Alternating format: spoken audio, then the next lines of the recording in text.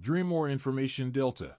Time 1600 Zulu. Wind 240 at 5. Skies clear. Contact Donk clearance on 126.55. Advise on initial contact. You have information Delta. Donk clearance, this is 682 Charlie Alpha. Looking to pick up our clearance to Tajin. We have information Delta. 682 Charlie Alpha, you are cleared to the Tajin Airport. Fly runway heading. Climb and maintain 5,000 feet. At 2,000 feet, turn left direct key. Contact Donk departure after takeoff. Verify you have information Delta. Cleared to the Tajin Airport. Fly runway heading. Climb, maintain 5,000 feet. 2,000 feet, turn left direct key. Contact our Donk departure after takeoff. And we have information Delta 682 Charlie Alpha. Read back correct. 682 Charlie Alpha to the gate. We're all set to load passengers. I'll bring them right out.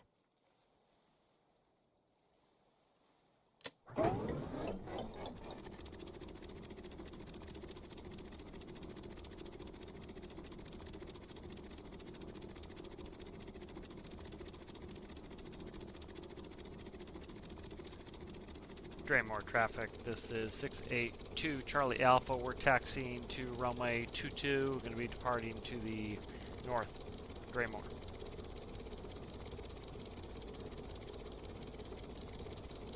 Lights are on. Flaps are set.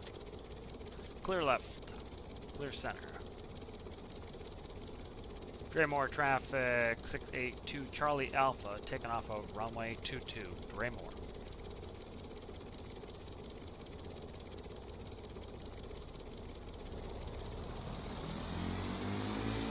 Airspeed's alive. V1, rotate. Pause and brake, gears coming up.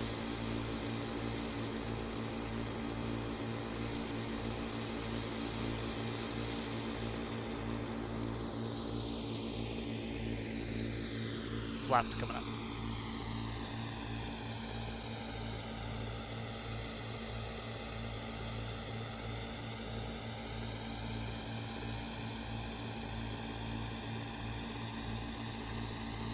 Dock departure, this is 682 Charlie Alpha. We are 100142, returning direct key. 682 Charlie Alpha radar contact. Climb and maintain 5,000 feet, resume on navigation. Climb, maintain 5,000 feet, resume on nav, 682 Charlie Alpha.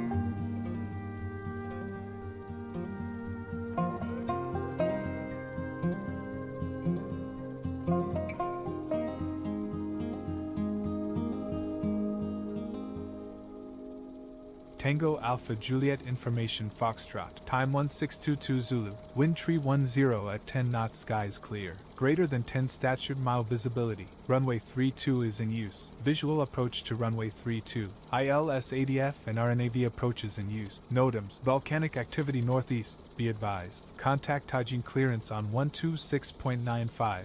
Upon initial contact, inform you have information. Foxtrot. 682 Charlie Alpha, contact Tajin Tower on 120.7. Over the tower on 120.7. 682 Charlie Alpha, thanks. Tajin Tower 682 Charlie Alpha, we're inbound for runway 32. We have information. Foxtrot. 682 Charlie Alpha radar, contact airport 2 miles at your 11 o'clock. Report field in sight. Fields in sight. 682 Charlie Alpha. 682 Charlie Alpha cleared the visual approach to runway 32. Cleared to land. Clear to land runway 32. 682 Charlie Alpha, thanks. 4 landing checklist. Landing gear is down. 3 green. Lights are set. Flaps are set. 4 landing checklist complete.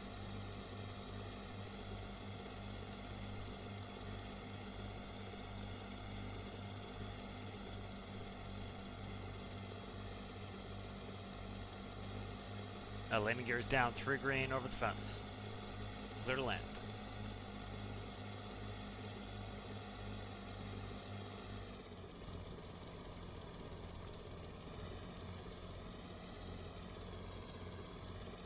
Six 682 Charlie Alpha, turn right and taxi to the ramp with me. Right turn. We'll taxi the ramp with you. Thanks. 682 Charlie Alpha.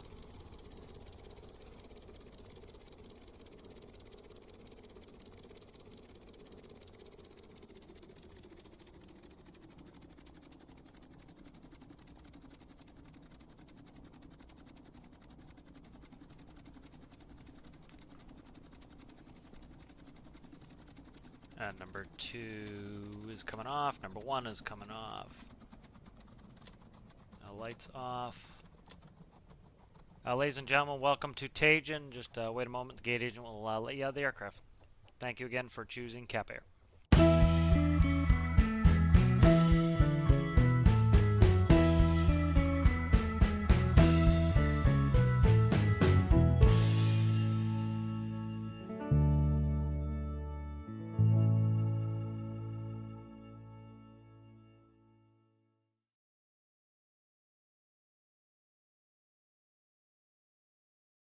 All right. So that's the latest episode of Cap Air. If you go and give that a click and a watch, that would help with the algorithm. Always appreciate that. So let's go ahead and we'll start working on this build here. So this is my latest plane that I'm working on here. Let me just bring up the old Chatteroni. How's it going? Welcome, everybody. Welcome. So this is going to be the Albatross, and so most of my, I try to make all my vehicles have a purpose, and so I'll kind of go through some really quick. So, Cap Air is a 5-passenger seat, so that's good for starting. Cap Air Night Owl is going to be one of my main rescues. I can take a small craft in the back, like a little rescue cart. I'll show you this. It takes this rescue cart right here, which is actually pretty good. It has 8 seats in the back. It's actually pretty fast. Goes about 90 miles an hour. Really fuel efficient. I think it's a 2-cylinder. So that's kind of Night Owl's bag. Then we have the stall plane. Stall plane takes a single fuel container. Has really good short field and off-field capabilities, so that's kind of its bag. Seagull, it takes 2 of those pallets, and its main thing is it can land in the water. It can land, it's amphibious. And so the strengths and weakness of the Albatross is it's 4-engine, so it's going to burn a lot of jet fuel. But it is larger and can hold some more things. So, for example, this will hold that hatchback that I made. This will hold the mini truck that I made. So this can hold, and it should hold 1 of each. it has a large enough cargo capacity, and so it can also hold a bunch of those pallets. I think 4 to 6, something like that. And so kind of the point of this vehicle is that, you know, I can do some more fuel transfers with it. I can move some vehicles.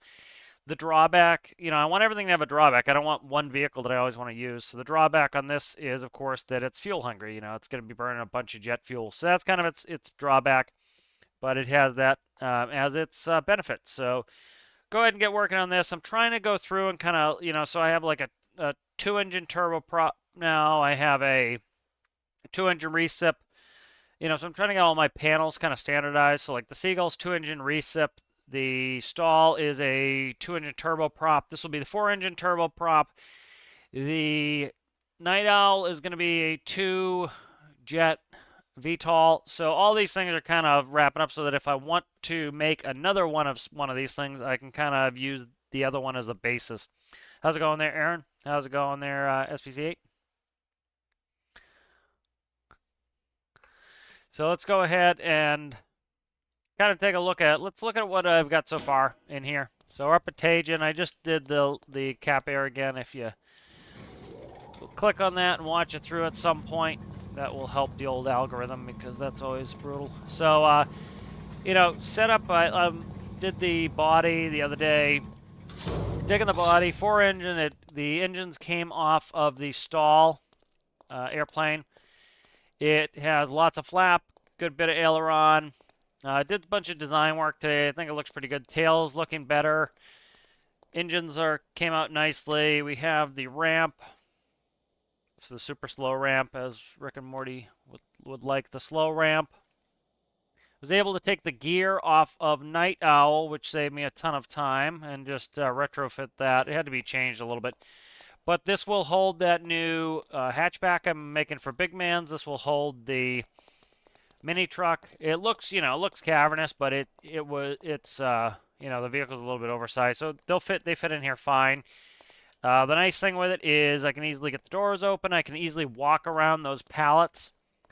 And so that will allow me to bring copious amounts of fuel here and there. One of the issues I ran into with Career Build Series is that with Night Owl, you know, I had the fuel, but it was, you know, it was only in one tank. And I had that fuel before when I made the new save. So, you know, I have to move some fuel back around since I made that save. So this will be helpful for that. And we'll be able to do some cool things in the future. I'm hoping to get some stuff in where I kind of do a little bit more scripted missions where, you know, maybe bring some vehicles in and do stuff like that. So I think that will be fun. Just want to kind of get this a little bit usable so that I can get in and out of here. That's right there. Let's see. I'm trying to figure out how to fix this roof line. I'm probably not going to be able to fix it exactly how I want, but leave it like that for now. And so went ahead and did a little bit of panel work, not much at all really. It is I decided, do I need to step that panel up? Probably not. So did a little bit of panel work, kind of laying things out. So we're gonna have the since it's 4 engines, you know, I need it a little bit bigger anyway just to get the panels in. So we have I didn't want to do that. Let's click on this. So we have NG is power. So we have power 1 through 4. NP is where is it? That should be NP. NP is propeller. And so that should be NP. And then this is NG, NP, and NP is propeller and the turboprop.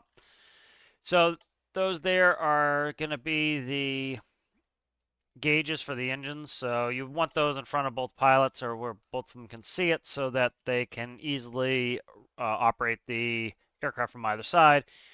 We have it's going to be Basilicious's screens in the middle, my autopilot, my bearing so far, heading altitude, waypoint for the autopilot system. We have all 4 engines, props, and power levers. We also have starters and fuel valves. Probably do landing gear here, and then flappage over here, and then we have some spares for stuff. Plenty of overhead space, as you can see. We have what is that, 8, 10? So 10 panels there, so pretty good space in here for that, but it's going to be a nightmare to hook this up. So I want to get this up and running, and I'm trying to learn from previous mistakes. You know, one of the things that's a pain is, you know, I'm facing with Night Owl right now, is there's an issue if you kind of get ahead of yourself and you make it too challenging to start. It just makes it so that it's a nightmare to try to get it up and running. Why is that there is what I want to know. I don't know why that's under the... Okay.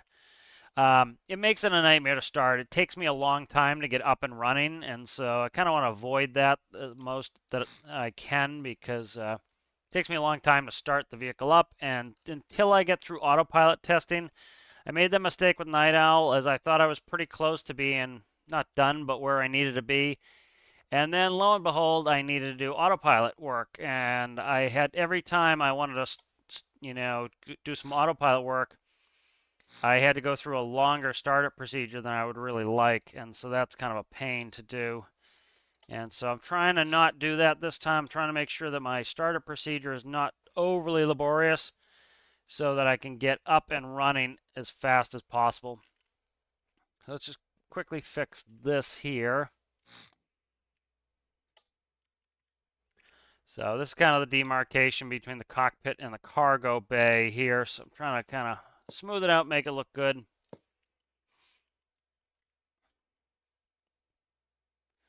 And what are you going to be? You're going to be a pain here regardless. So let's see. Yeah, because I have the 2x there. I wish I could cut them, but I don't know what I can do here. Could do that, or I could try something different in here. I'm just trying to clean this up a little bit. So, do something with this here. I could move the cockpit wall back, but I'd rather have that as cargo. Could make this as like crew seating here, but I still kind of have some issues there. So we'll figure this out here a little bit later. I kind of want to get up and running. Should have no problems with it running. I have not tried a refueling. No, I think I tried it once. I don't do the search and destroy all that much, so I haven't had much of an opportunity to play with it. I was doing my SU-24, which I was enjoying, but I haven't got up anything from since then. Let's see. Maybe I extend this back. I don't know. We'll figure it out. I want to get this up and running. So I put in the gear. Should look reasonably familiar for the Night Owl. It's drop-in nose wheel, and then these were modified off of the Night Owl. So like I made a module. So if we look here, this is the module. It has all of Night Owl's gear. I'm trying to do that more so that I can easily slap in gear, because they can be quite complicated at times. So I need to go through, do a little audit of what I have for micros. So like that's the jet turbine controller. That is going bye-bye. Let me make sure I don't have symmetry on here for this torture session as I cut things out. Autopilot is going to go because I don't want Night Owl's autopilot in there. VSI turn coordinator. Those are all... Does Night Owl have the new one? I think Night Owl might have the new one. Let me look. What is that? I'm trying to see. Physics sensor. Yep. So Night Owl has this one is the new one from Basilicious. VTOL controller is Adieu. Let me see where we at here. What are you? You are the harness controller. Nope. Bye-bye. So we're going through with a hatchet here, trying to cut out what I don't need. And then I'm going to go put in what I do need. And again, I'm trying to make some modular systems. Ideally, what I'm trying to do is get a vehicle, quote-unquote, finished or close to being finished. And then I want to drag all the panels out and have a stack of panels that whenever I want to make a 4-engine turboprop, I grab all those panels. And hopefully I can get it done in a more reasonable amount of time. You know, hopefully. It doesn't always work that way. Ramp. Okay, that's good. Ramp. What's that? The pivot. So the ramp can go right in there. That's good. What are you? You are... what's that? That's the ground power. That's transponder locator. Can stay in there. Not that we'll probably be doing much here, but we have plenty of space. Nose wheel steering. Let's see, where the hell are you? You're up there somewhere. Can't get you. Okay, I don't know what that's doing here. What are you? You are airspeed. Okay, so we're missing a bunch of panels. So that's good. Let's go ahead and save this, and we'll start ripping panels. So we'll go with this one. So I think Stoll is where a lot of these are. So when I built the Stoll airplane, I built this while I was editing the longest video known to man, the Challenge Delta video, which I think took me 16 hours to make.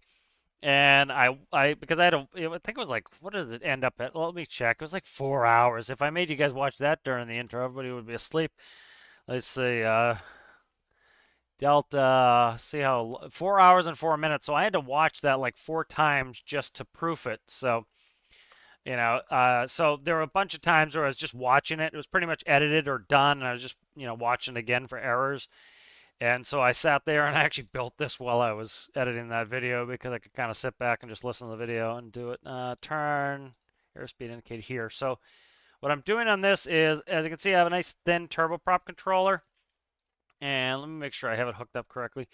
So the point is, this is going to be able to hopefully go, as you can see, I have 2 next to each other, and these link through. So they come in, and then they link from panel to panel to panel, so I can add as many engines as I want. So what we'll do is we'll grab one.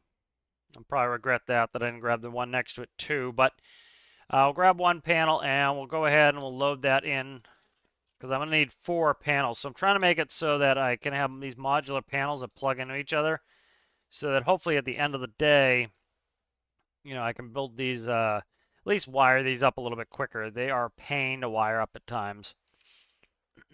And I'm trying to streamline this because, it takes a lot of time to just hook some of the stuff up sometimes. So if I can streamline it, make some modular systems where I can be like, okay, just take these panels and just duplicate them either twice or 4 times, it helps. So let's go ahead, and I want to make this kind of quick, easy start. So we will do, what are you? Your panel. Okay, your panel. Seats combined. Okay, let's go data. AGL.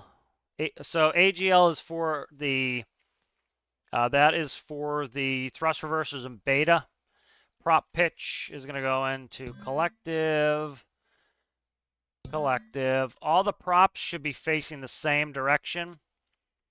So arrows should be facing see, like these are counter-rotating props. IRL, you don't really do that because, for example, you would have to, it's not a huge deal in the turboprops because you're running a gearbox from the turbine to the prop anyway. The problem, but it's still a pain because you want to have a storeroom full of parts. You don't want to have a storeroom full of left engines and right engines, or left props, or left gearboxes and right gearboxes, because you might have a ton of the left side go out and then run out of stock. And so you're buying all these extra parts. So especially like larger, more commercially operated aircraft will not have counter-rotating props. They'll all turn the same way. And that's so, for example, let's say you send out the number 1 engine for overhaul early because there's something wrong with it. Well, now the number 1 engine has 0 hours on overhaul. The number 2 engine has, say, 900 hours on overhaul, and at 1,000 it has to go for overhaul. So what happens is, by the time you get the engine you've just sent out for overhaul, the new one's back, and you can trade in the other one. If you had like a Piper Seminole, the engines turn opposite. And the issue is you can't do that. They're not interchangeable. You can't interchange the parts, so you'd have to get a right engine for it. And that's brutal. It's just so, these larger type of airplanes, they want to have the same parts for everything, so they just run them all the same, and the props will all turn the same way. So a little bit aviation stuff for you there. A lot of, it's important, and especially twin engine props, that you'll have something called your critical engine. And what happens is, like, say you have these 2 engines going. On the Seminole, what do they turn inboard? I think they turn inboard. So this one would turn inboard, and this one would turn inboard. And so the problem is, this one, as the air is corkscrewing back, it hits the rudder like this. As the air, if and then on the because they were counter rotating, and so on the other side, because it was also turning inboard, it would corkscrew and hit the rudder. Now on a conventional, this one corkscrews, hits the rudder. This one corkscrews and goes off over here. And so what happens is this gives you some air over your rudder. If you lose, so it makes it the critical engine. And so one engine's more important to have functional than the other. And so there are a number of reasons that you would want that, but it's just not feasible in a commercial setting. You would want to have, the same parts for everything, so you can just, engine needs to go for overhaul, pull it out, swap it out for something different, Let's see, we want to go N2, M2 RPS, and not that it matters, but I like to hook it up where it should be. I'll read that chat in a second. I saw a message pop up. 4 hours of in-depth vehicle review. Nobody else I know or bother with that. Yeah, I don't like to review builds unless people ask for it. The review channel's coming back. I talked about it, before, that I'm gonna do a little bit different format. But I really don't like it when people do a review and they don't try to learn how the build runs. They don't try to. They're putting an effort, but they're not. I don't think they're being as respectful as they can to somebody's work. Somebody put themselves out there, showed their work. And I think it's important to, read how they want it run, try your best to run it how it should be, and give it a fair shake. And so I really, think it's important to kind of really go after and be thorough at that thing. But the downside of it is it takes a hell of a long time to be thorough. So I understand why a lot of people with their reviews are pretty quick and not in depth. But so the review channel is going to come back. So I think my plan is it's going to get open for like a period of time, say over the weekend. Hey, if you want your builds reviewed, put them on the channel. What's going to happen is after the period closes, however, it doesn't matter however many are in there, the community is going to vote for their top. They'll vote for their top 4, and then I will pick the 5th. And so what that's good for is, let's say somebody keeps, people just keep not voting for their build. They just don't get the votes, and I'm like, okay, this person's been submitting something every week. I'll pick that as my 5th, and then I'll do the other 4 that you guys get, and that way, it kind of it lets you guys kind of see the ones you want. It also, kind of keeps people from spamming too much, because if you're, spamming, likely you're not going to get voted for all that much. So we need to find the clutch. So this is, where are you going there, guy? This goes where? This goes up to, that's the clutch. Okay, so this here is the clutch going to the engine, to the actual prop, and then this is the generator there. Okay. It was getting a little overwhelming with the review channel. I was just way behind. I was kind of hemming and hawing for a while of what I was going to do. Do I go back and review the old stuff? And so I think what I'm going to do is say, hey, if you want those builds reviewed, just resubmit them. Because it was getting to the point where I had like 4 or 5 videos, kind of, of stuff posted, and I was never going to have the time for it. So it was kind of tough. And and I want to be enthusiastic when I'm doing those, because I'm reviewing other people's work. It's not like my own stuff where if I kind of not enthusiastic, whatever, the video might not get some views. But, if I'm reviewing somebody's stuff, I want to be really, giving it a proper review and a fair shake. And so I don't want to kind of take a shortcut. So, I really want to be feeling it when I do it. So that way I can open it up when I want to, and then I'll have 5, and then if people want to resubmit, they can. If they don't want to resubmit, they, of course, they don't have to. All right, so there are the 4 engines plugged in. All right, so we're going to want, let's see, what do we want for starts here? Let's start simple. I know that's a foreign concept here. Let's start simple. There. And so these, as you can see, they daisy chain through, and that really helps with getting this done. And then we're going to have the final panel out. We'll go to I just want readouts for now of the engine instruments.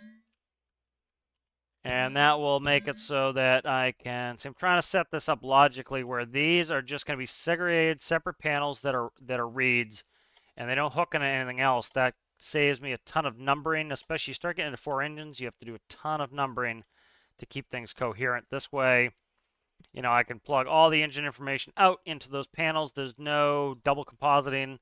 So I need to save this, and then I need to go to the seat combiner.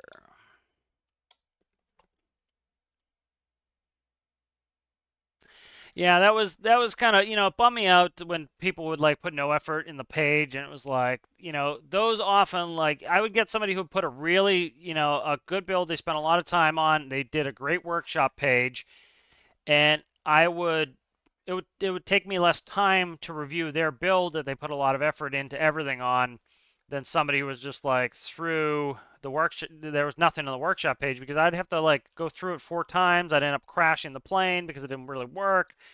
And so this way it kind of put a little buffer through there where, you know, you kind of have to do a little bit more, a little bit of make sure it's up to a little bit of a quality standard so that, you know, the people in the community will vote for it, you know.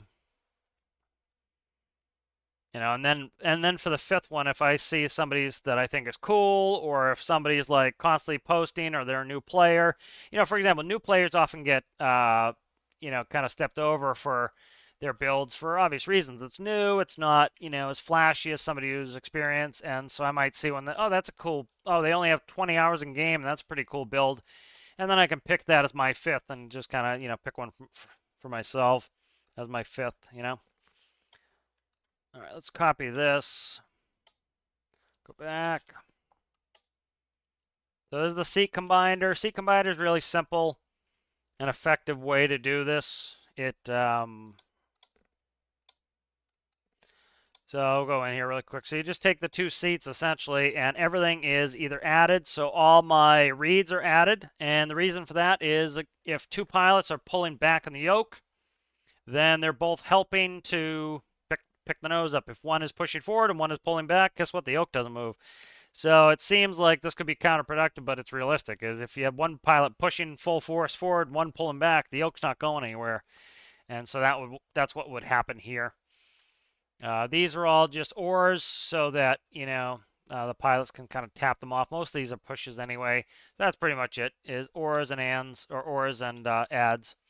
So this will go seats combined to seats combined. Seats combined.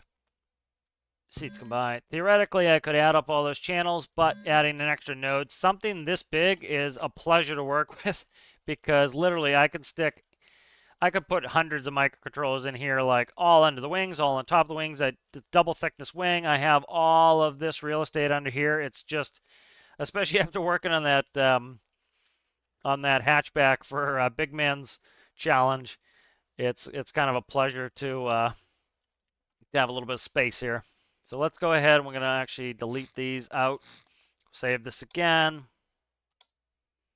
I'm going to do something really quick. I'm going to back up my save file because I am doing very quick saves. And if I inadvertently save over one of my, those are all my most recent versions of everything sitting on top, I will be very upset. So I highly recommend, I keep seeing some horror stories of people who lose all their builds. I have an external hard drive. That's what I do. And every day or so, it gets a backup of my vehicle folder. And you hear all these horror stories of, oh, I reinstalled the game and now my vehicles are gone. Oh my God, what do I do? It's like, you got to back up or else you're just asking for it. You know, it's just, I can imagine how much it would suck. Like I literally have every vehicle I've ever built on here too. So like we did a little nostalgia run there a couple live streams ago. So it's kind of nice to, you know, have them every once in a while. You know, and the portable hard drive is not all that expensive right now. So, all right, so this is now, I just saved this. Let me double check the time. Okay, yeah, so I saved this again. Let's go and pull up. So one thing I do is I configure the seats. So like the stall has the seats configured already. And so this even saves me some time of not having to configure the seats. So I'll just go grab these. and then I don't have to reconfigure the seats. Like little things like this are, if as you get quick with pasting things in, it really will save you some time. Instead of having to reconfigure and put a headset back on the seat, and then you have to configure all the settings, and then you go out for a test and it doesn't work because you forgot to configure something right. So this just, bingo, these seats are configured, they work. I could have taken them with that panel and it would have been hooked up, but it's literally 2 composite connections and then we're there. So, all right, good. Those are in the right spot.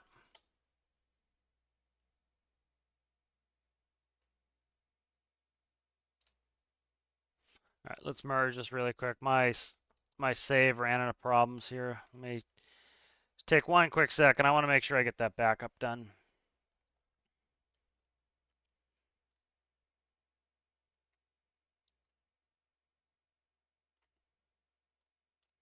Guys, if I overwrite something that I just worked on, it's gonna be, I've done a bunch of work, especially on Night Owl lately. I really do not want to screw Night Owl up because I did a lot of work on that, and so just finding where the little issues are that are now different will be an absolute disaster. The problem was I saved something while I was backing up, so it didn't like it. Let's read some chat while that's backing up.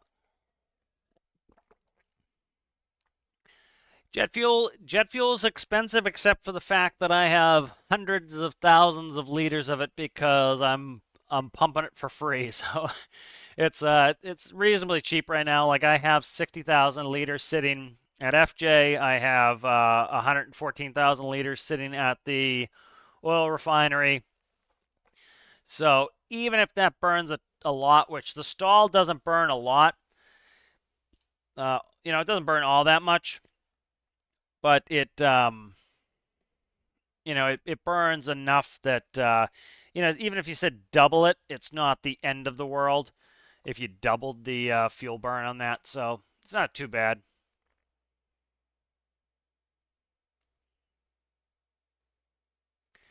Yeah, it's, I didn't, at first I really didn't want to get in there where I was like making a value judgment on people's builds, especially because that way no new players would ever get their stuff reviewed. Is like there's a little bit of politics in getting your stuff, for example, on the top of the workshop page.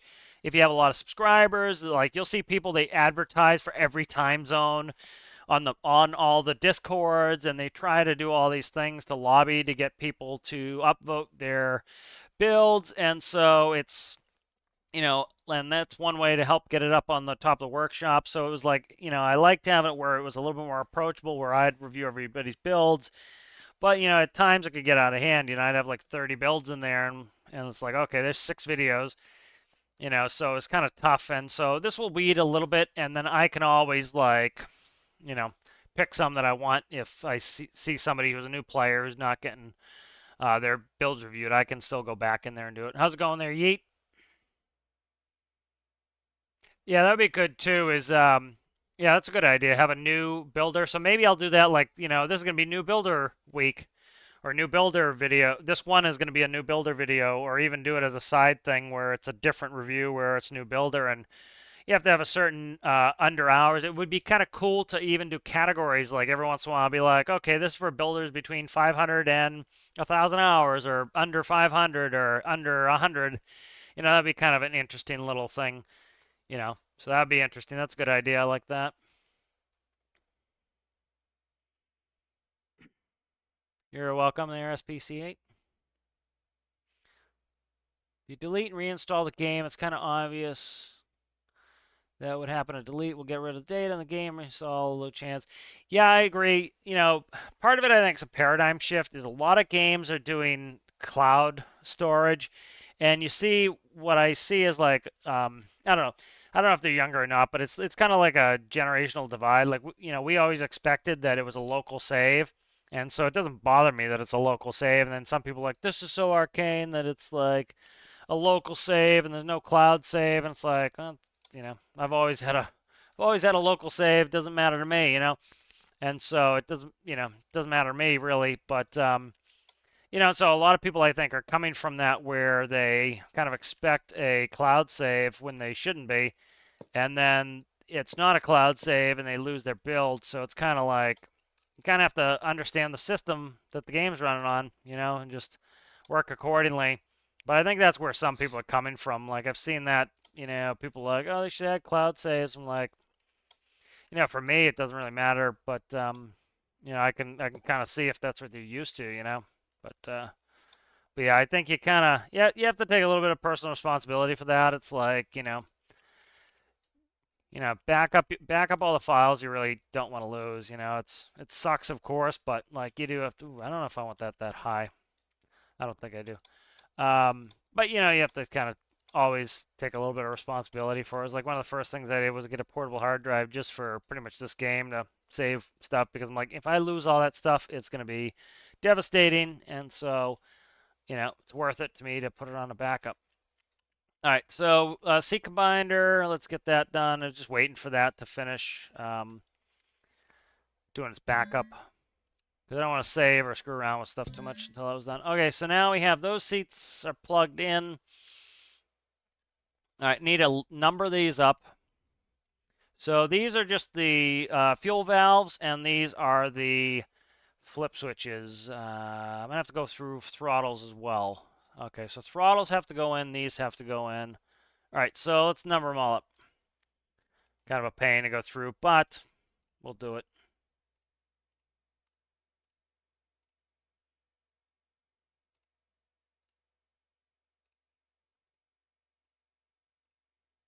So, you know, a little bit of pre-planning on these panels really helps. Like, as soon as I get up to something that's going to be like 4 engines, I know that it's going to be some work to get this numbered up right. So I'm really trying to do segmenting the panels. So I know these are going to go together. That's why I put these off by themselves, and they're just reads. I'm not putting any switches in there because it's a good way to run out of numbers doing that. And then you have to start adding nodes to panels that might be full already. And what's trying to be a kind of like a modularized system is now becoming a bespoke system that doesn't work with another panel setup. So what are we on? 13? 13. So somebody was asking for, was it Rulasco was asking in the Discord for panel stuff. So if they were here, they would be seeing a ton of it. So 16, okay. So that's that gonna be 24. So like, see, that keeps me under on number.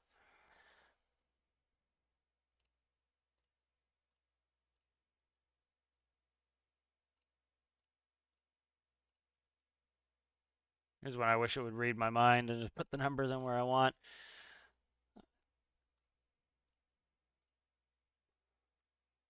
You know, it's like anything. You start getting good at like figuring out where the numbers can go to not have to run into too many panels, and so try to start setting those systems up.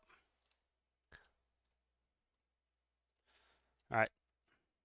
And I need to renumber some of these. I can see they're wrong. Number, that's 4. That is, what's 3? 3 is 3. That is going to be 4. And that is 3. All right, so those are all going to daisy up. We'll dollop a daisy from these. That goes there. This goes, where are we going here? Where you, right there goes to there. And then this is going to go, I don't know why I sent that out like I did, but I did, whatever. Okay, let's go down with the panels. All right, so those are all daisied up, so those will all run through. I have the numbers in my head, so let's start getting these ready. I want to get this thing in the air. I want to see how it flies. Very much my method. Get it in the air, or, you know, get it operating, whatever it might be, land, sea. Make sure it operates properly, because if you can't even get it to run the way you want, you really need to just go back and rethink it. All right, so what's this? This is going to be, where is that throw? Nope, that is, so this here is my propellers. So props are going to be 1, 2 are, this is going to be, start to get really ugly really fast here. All right, so that's prop up and down. So 1, 3. Okay. Then we're looking for the engine, for the turbine.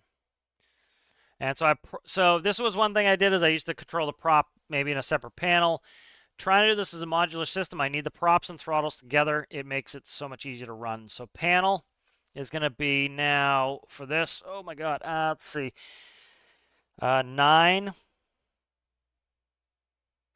11. 9 and 11. So I'm trying to see the panels in my head here. Sometimes I'll even take a screenshot and then number it to get these right, so I don't have to go through them too much. But starter, already starter starting at what? Was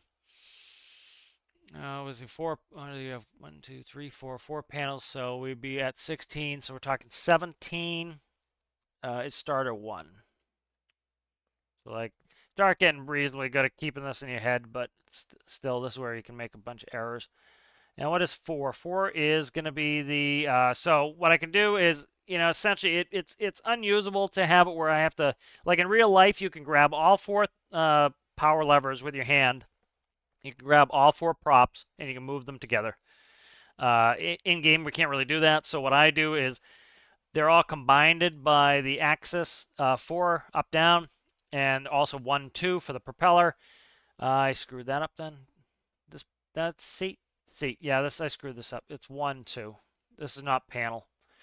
And then this here should be panel. Alright, screwing things up. Panel's right there. Okay, good. So panel should now be 1, 3. Okay, there we go. That fixes that. All right. And so, this makes so I can control it mostly by the seat. So that is important. Let's see. 17 is my starter.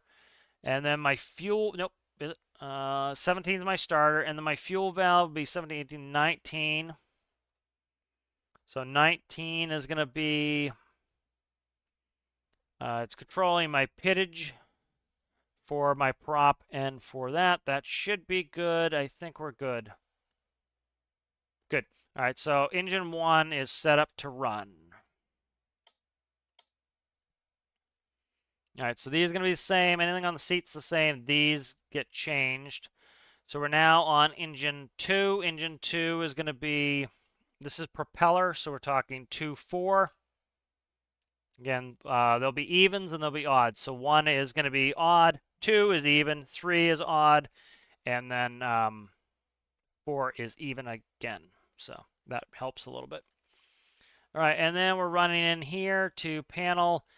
Let's see where we're at here. So we're at the engine, so that's going to be 8. That's going to be 9. That's 10 and 12. So 10 and 12. And then we want to make this, what are we talking? 17, 18. So this is 18. 18, and this would be 20. 20. All right, now we're over at engine 3. Engine 3. Trying to do, so I'm trying to do them in the same order as well, so I don't screw them up. All right, so engine 3. Oh my God, did I screw up my panels? No, I didn't. Okay. So let's see. We're back to evens. So, nope, we're not. Yeah, we're at odds again. So 5 and 7. So like you see, I'm trying to keep my numbers evens and odds. That's the little bit of trickage to try to not screw all this up. And then this one is going to be, if it's 20, it'll be 21, 23, 21, 23. And if I get this on the first shot, it'll be a miracle. 5 starter. Let's do this first. So what was it? 17, 18, 19, 20, 21. And this would be 23. That sounds familiar, like I've just done that number already, though. But I'll check it in a second. Just check it. Make sure I didn't screw this one up. I think I got it right. 18. Okay, that looks right. Yep.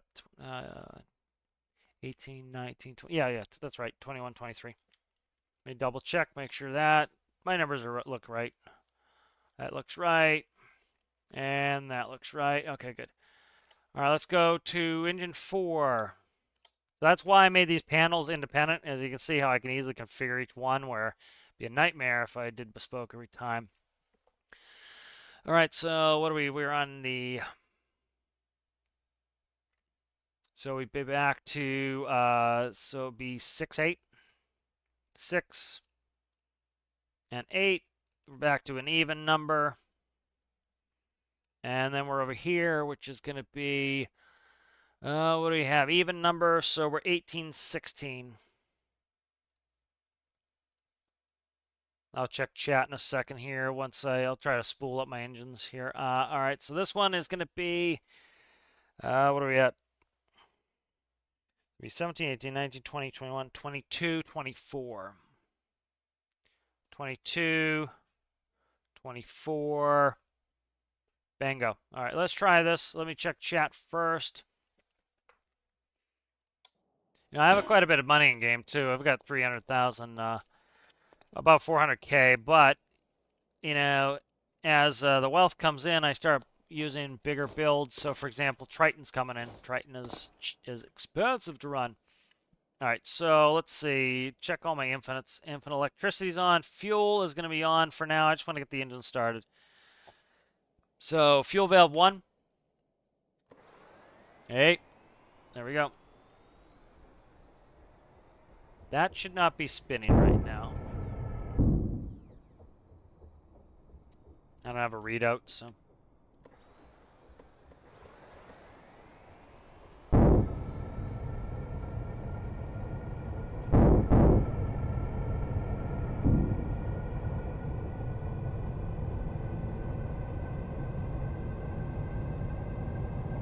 So I'm getting nothing on up-down arrow. It's working. Okay, that's good.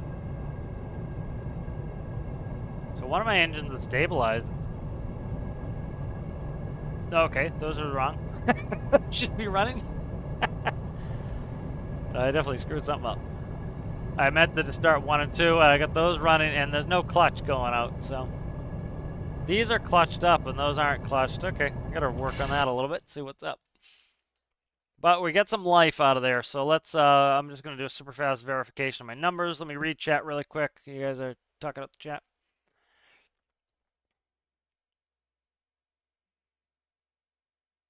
Red wasps, oh yeah, always fun, huh? Yeah, once that was a nice feature they added in game. Once you, surge pricing was brutal to afford any fuel. They need to fix that. They need to do something. But now that we can drill for oil, it's like, it's pretty inexpensive to run stuff. Like I did that mission last with Night Owl to get to FJ because I crashed. I crashed because instead of hitting the external camera mode, I was going to do a career build series record today. I was 50% done recording it, and instead of pressing the spectator camera to do a time lapse, I pressed the home key, and then I couldn't get back in my seat, and my plane flew away without me. And I'm like, okay, we're gonna do something else. But it cost me like $5,000 in the Night Owl to go out, do that rescue, and then so it cost me $5,000 to go out in Night Owl, do the rescue, go to FJ, and load up with fuel. And so that would have been the end of the mission. It cost me $5,000. And was it 5,000? Yeah, it would have been $5,000. Maybe, yeah, it was about $5,000, I think. And so I made like, what did I make? 10 grand. So it was still, profitable. So that's my main thing is I just want the vehicle to be profitable. I don't want them to be wildly profitable.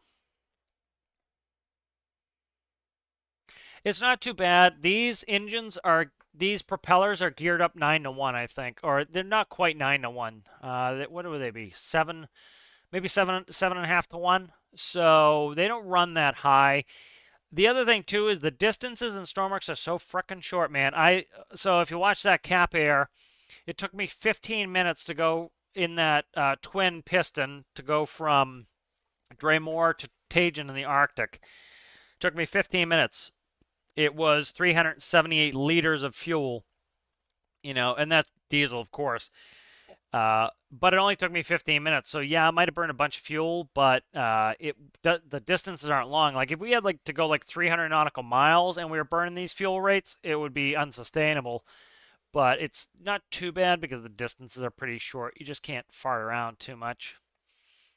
And you have to use good practices. For example, taxi out on 2 engines instead of taxiing out on 4 engines, and then light up the 2 engines as you're getting ready to go, and then get to where you're going and land and shut them off. You know, stuff like that's stuff, real stuff we used to do. Like we used to taxi with 1 engine in the jets, and then we would a minute before we take off, we'd fire one up, and then if we were sitting for a while, we'd shut them down, run off the APU.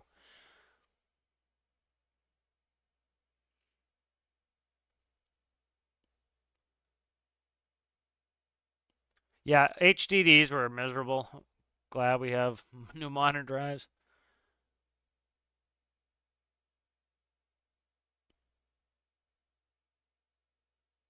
I'm at 0.5 gallons of beer surfing the apocalypse. Oh, yeah. I wouldn't mind having a Guinness right now. I don't want any blonde beer right now. The only beer I would want to drink right now is a Guinness. I'm just not feeling drinking any beer, but a Guinness I could drink.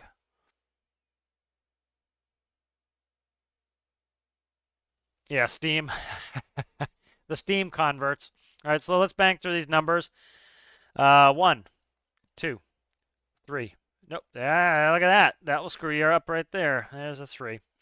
Okay. 1, 2, 3.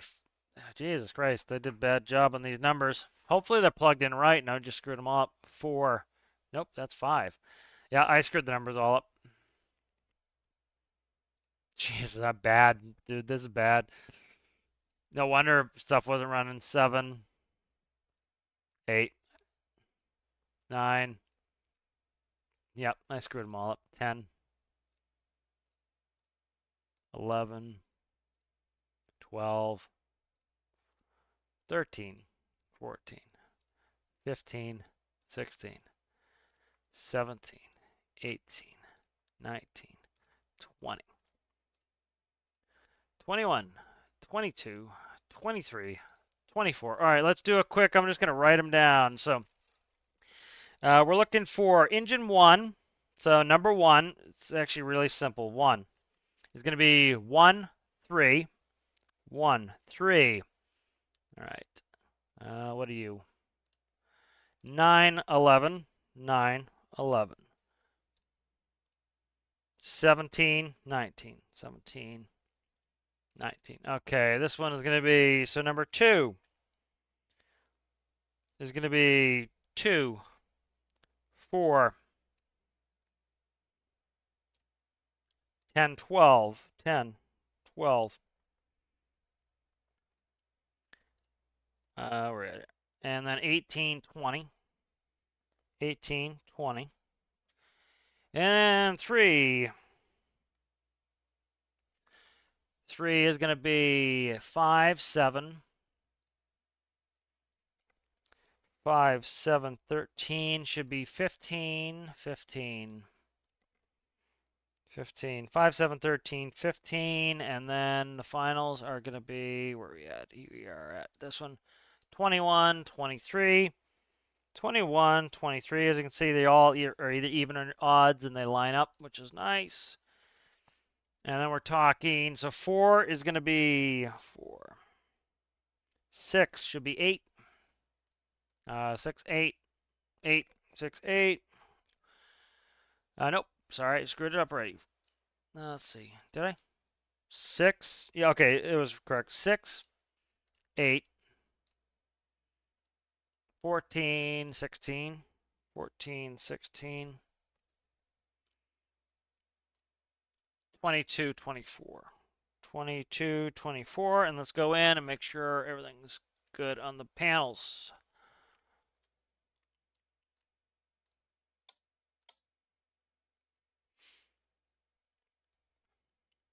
All right, so we're running 1.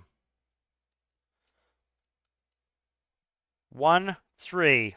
Should be 7, 7, what? Nope, 1, 3, 9, 11, 17. 9, 11. These are backwards. These are backwards. It should be 17, 19. Nope, that's, we're starter. Starter. So they're backwards. They should be backwards. 19, 17. Okay, that's fine. 19, 17. Those are backwards. That's fine. Okay. This here is going to be 2, 4, 10, 12.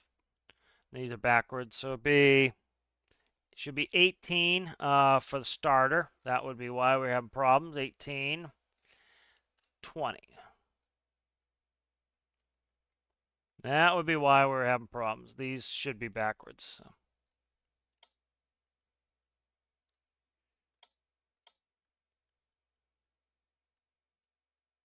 So this one should be 5, 17, 13, 15. What? No wonder. 5, 7, 13, 15. Okay. 13, 15. And then these should be backwards. So it should be, starter should be 21, then 23. So this is why we're having problems.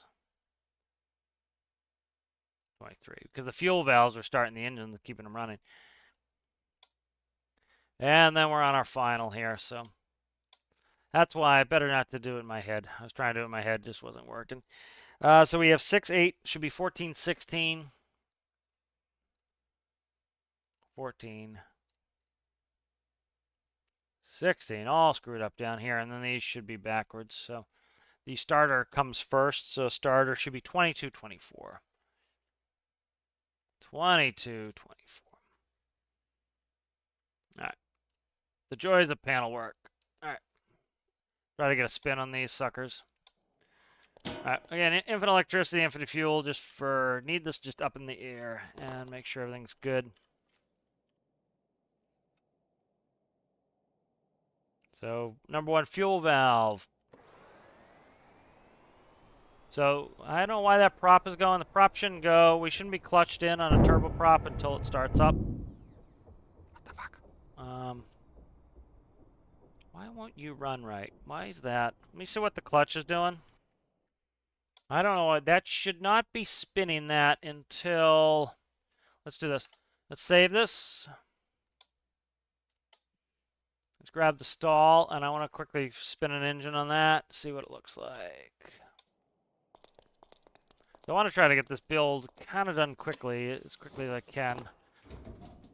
At least get it in the air. So let's see, this one, master power, bat AB, ground power we don't need on. Okay, fuel cutoff, spin. So I need to be in my seat. All right, so notice that prop should not be spinning until it lights. That's how it does it in real life. You know, the turbine doesn't have enough torque until it spins up. You do not want the resistance of the propeller until the turbine is spun. All right, that's what I thought. So that's up like that. Let's figure out why this is misbehaving in the Albatross. All right, let's see. So that is the correct clutch. Clutch is going through this gearbox. So my gearing is a 3-to-1 to a 3-to-1. So these are 9-to-1s. This is how I don't burn a ton of fuel, is these have 9-to-1 gear ratios on them. So they're running 9-to-1s to the propellers. So that gets you a lot of mechanical advantage there. All right, so it's going to this clutch here. Let's see why my clutch is misbehaving. It could be where what my RPS is hooked up to, and it's trying to spin them too early. Clutch is if this is greater than 0.5, which is a start engine. So could be where I plugged them. So let's quickly check the stall, see which unit I plugged them into. So where is my RPS reading on this? Where's my engine panel? Right. That one? Yeah. RPS is reading off of, yep, the combustion chamber. I was reading off the compressor. So let's check that. I don't think it matters, but I think I put them all on the compressor. AGL, temp, RPS. Where's RPS? RPS on this one's reading off the compressor. Let's read it off the combustion chamber. If I can get it started on that, we know the RPS is different. Should theoretically be N2, which N2 is on the compressor section of the engine. Get up, stand up, yeah, fool. Can't see the prop. See, the prop's still spinning. Why are you clutching up? Alright, let's play with this a little. Might as well route some fuel while we're here. What is this? Let's go like that.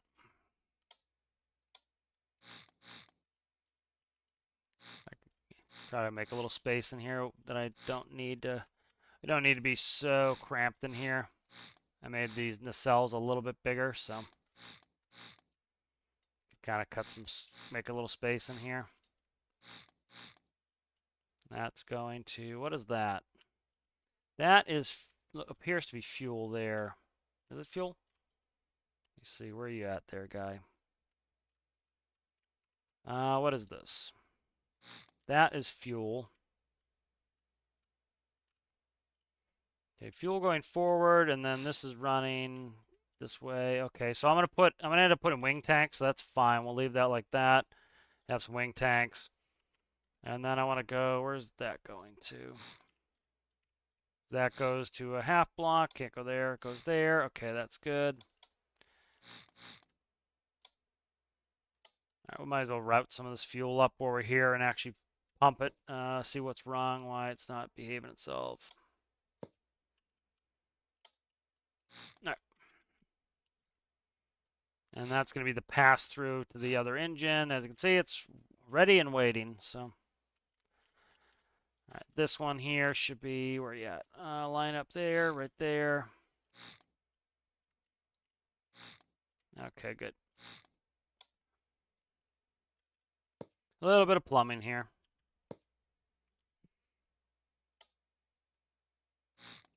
If symmetry was off, there'd be so many tears. Tears, tears, tears. All right, main tanks are going to be down here in the belly of the beast. So I'm just going to quickly clean this up while I'm here. All right, that is good. I'm just going to throw some fuel in there. So that's fine. We sealed in here? I hope we're sealed. Just make sure we're sealed, and then we'll try to give it a crank. I do not know why the clutches are engaging. I have to check that out. All right. Let's put a quick spawner in here. This is going to have absolute insane amount of fuel in here. Between this and the wings, we might not need wing tanks. All right, let's get rid of infinite fuel. I want to make sure that's not causing problems. I still don't know why the clutches are engaging. I didn't actually plumb anything up, did I? No. And then these need a plumb to, where did I cut in at? Right here. Okay. They're literally within one block of where I wanted them. Okay, not bad. I wanted them right here, so go like this.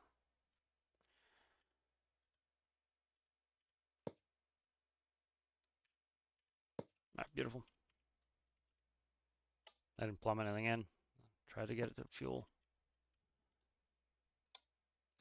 And I like having them exposed here where I can see where they route, so it's a little easier in the future when I forget where the hell I hooked it up to, that I can just grab them.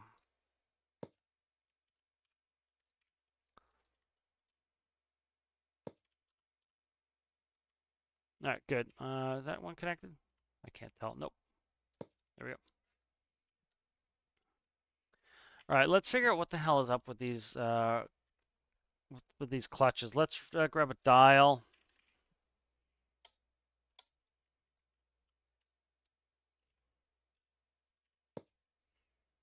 And I want to read out what the hell this clutch is reading here.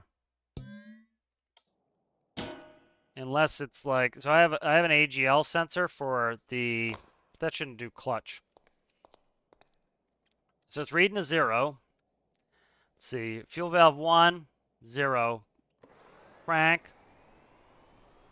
Okay, see, it's putting the clutch all the way up before I'm even spun, which is weird. Okay, so that's something wrong with that.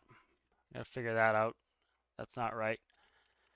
Let's grab another one here, and I want that engine 1 RPS. Let's do it off the compressor section. So it's not that that's causing it, so we'll figure it out here. But it's going all the way up to 1 on the clutch when it shouldn't be. It shouldn't be clutching until the engine is started. So let's go.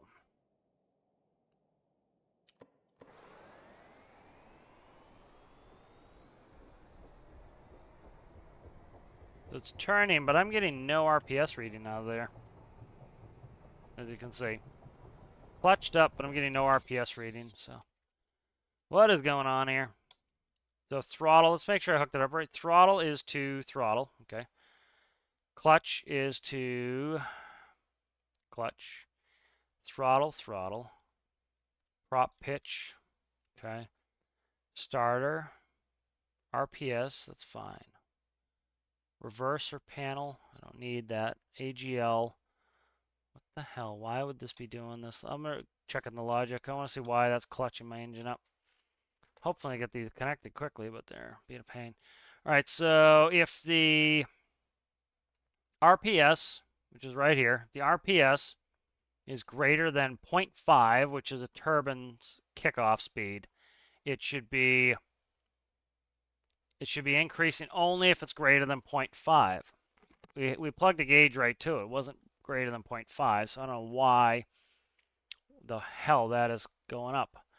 0.01 is the increment. It's resetting at 0. Clamp is enabled, so clutch looks good. See what the hell is going on here. So if the RPS field is wrong, that could screw us up. Let me check the AGL node, make sure that's not doing anything weird for the reversers. That if it's not plugged in. So here's AGL. All that's doing is if it's less than 0, or if it's less than the set value, it is, all that's doing is allowing me to go into beta and reverse. So let me check some chat while I'm trying to figure this one out. Guess with whiskey. Yeah, I don't drink much anymore, but I like to have a beer every once in a while. I have like one a week. That's about it. Suffer for freaking weeks if I haven't. So I'm really. Let's see if we can figure this shit out. This is a miserable at the moment. So this here, this dial. Let's check these dials out perfectly here. So this outside dial. Let's even label them. This is N2 RPS. N2 is the compressor section.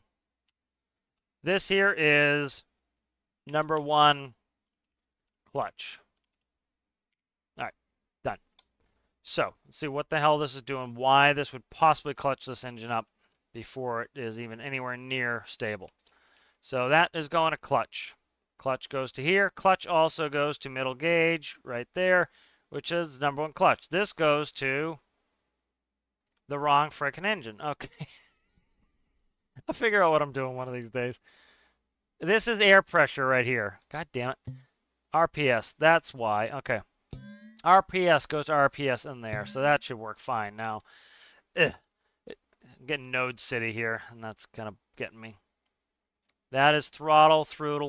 That is RPS going back to here to RPS. This go to the compressor RPS there. All right. Hopefully that's going to work. Let's check them all because obviously I probably screwed them all up. Clutch is correct. Temp is fine. RPS is going to RPS on that one. RPS is going to RPS. Throttle. Klooch. All right, let's see if we can't get a spin on this. Because I kept testing 1, and 1 was the one that was all screwed up with plugins, so. Didn't look right, so. All right, there goes RPS. So it was pumping air pressure, and then it was clutching. I don't know why it's not firing off, though.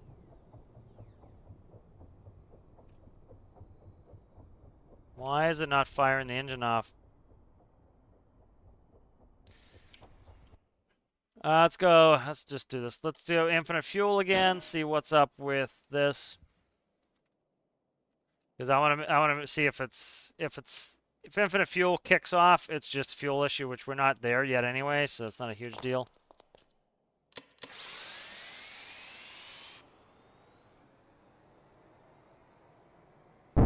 There we go. So it's a fuel issue. That's fine. It's up and running. All right. Good. So let's find where our fuel leak is here. All right. So this is going to be capped. This isn't going to hold this much fuel when we're done, but And I spent a bunch of time punching holes in this, so I have to be careful here. Like sealed holes.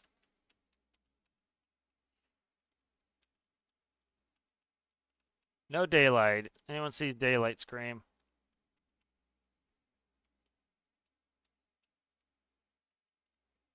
No daylight there. Where's daylight? No daylight. So here, let's grab this.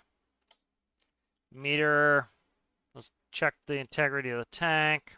Let's just do this instead. Cut in the floor. Make a pinky.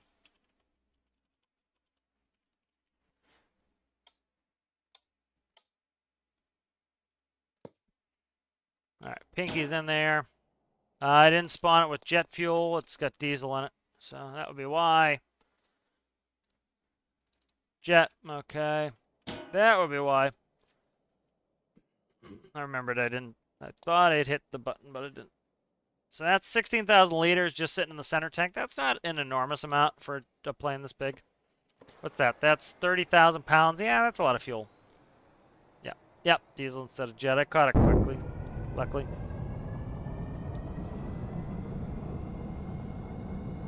Just gonna spool all four.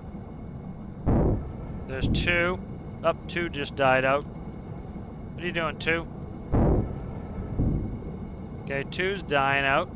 Something's up with two. Are we spooling three? Three spooling. Clutch isn't working on three. Two's dead. Three's not spooling.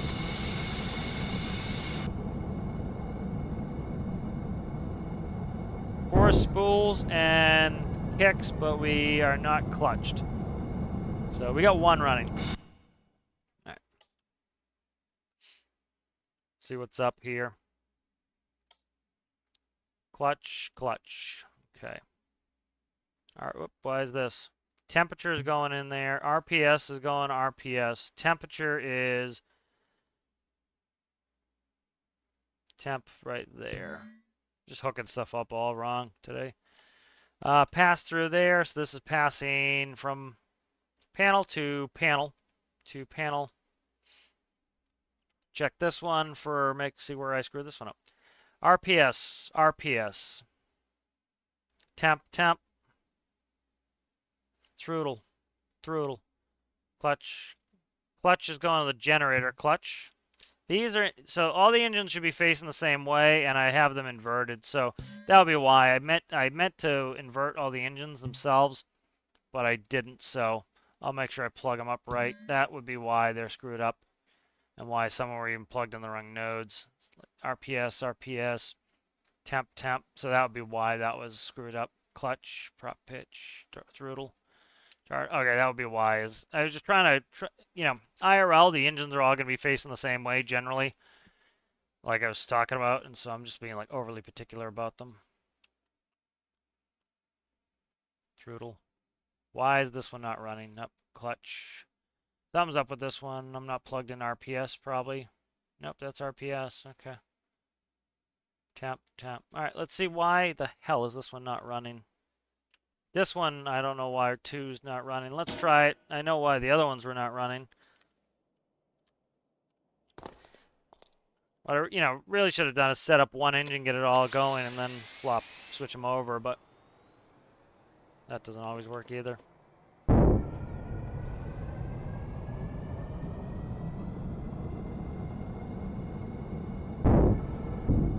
That one dies. Okay, so that's probably... Did I break a fuel node in that one? That could have a broken fuel node. I have to check. Unless I just screwed up the fuel valve on it. Okay, that one kicks now. So, Pierce 2 is the only one that's broken so far. Okay. I have props turning in the wrong directions too, it appears. Alright. So this one here is something screwed up. Let me check the fuel nodes. There's fuel node right there.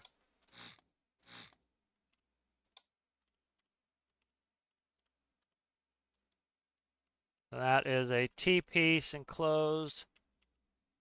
Yep, T-piece enclosed coming in to here. Okay, that's fine. Then it goes down. So this engine's getting fed, so it's got to be fuel through there fine. Something's got to be up here with this one. That one's... So fuel's going through to the outboard engine. That's fine. So what the hell is wrong with this one? What is wrong with you, sir? Let's check my props. Props should all be facing the correct direction. I don't know why some are spinning. It's probably the engine spinning backwards that's doing it. I have to fix that later. But what the hell is wrong with 2? Let's check 2. Make sure all the numbers are right on 2. It's the only one that's not running correctly right now. All right, 2 should be 2-4, 10-12, 10-12. Then these could screw it up. 18 is going to be my starter. And then 20 is going to be my fuel valve, which controls all my PIDs. Looks good. So why the hell isn't it running? Let's see. I can't cut there and cut here, though. Let's do a precautionary start on this one. See what's up. Let's just try to run 2. See why 2 is not spinning.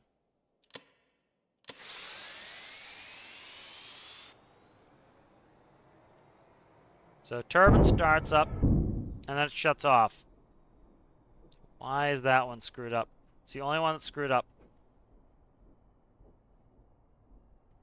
So let's hold the starter and see if that is screwed up. Maybe I did the number wrong. I'm going to hold the starter, because that could actually be the fuel valve. Okay, that's probably what's screwed up. As you can hear, it stays running if I hold the starter.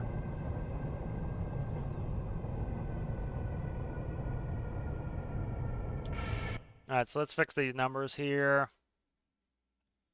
So 2 is ugly. Let's see, what is 2?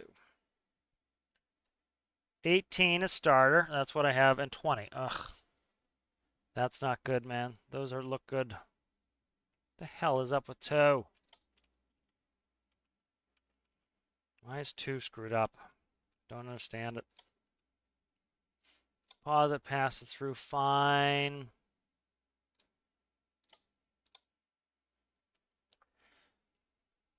That's why I copy the panels, is to make sure they're all identical panels too. And then I change the numbers. Okay, let's see. 2-4 is my prop control.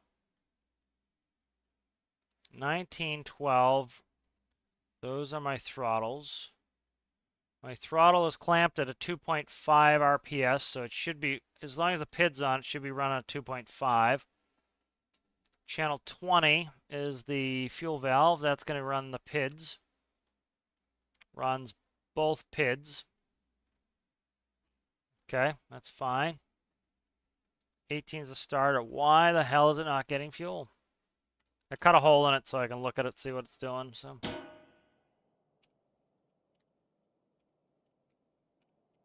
I will rip out one and just stick one in there if need be.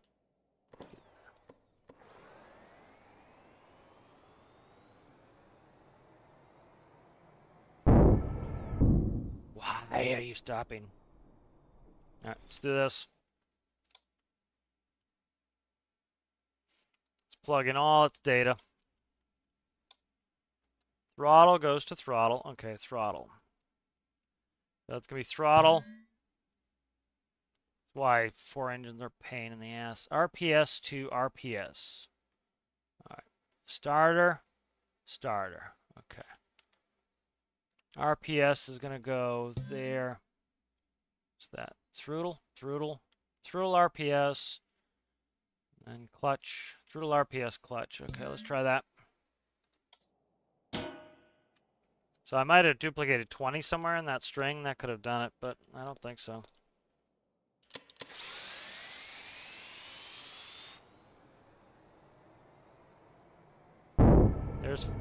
There's the clutch going up.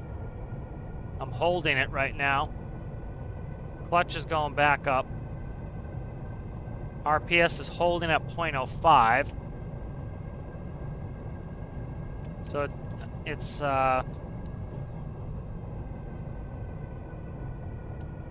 So it's dropping below 5. That's throttle. Okay, it's throttle RPS clutch. So this one's not holding its RPS for some reason. Let's do this. Why is this one not holding its RPS, man?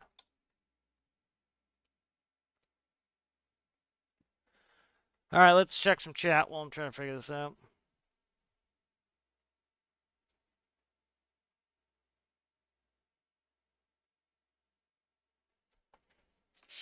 Why is 2 being a pain in the ass? Is the question I need to know.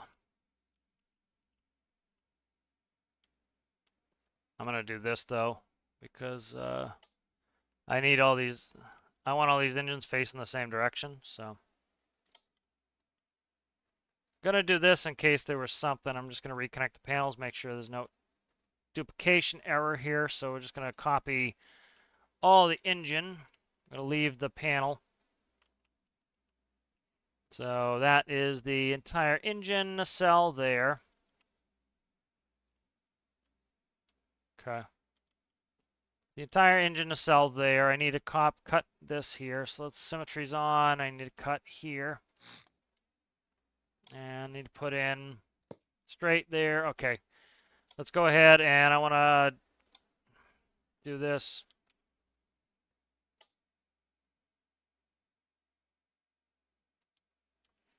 So cut.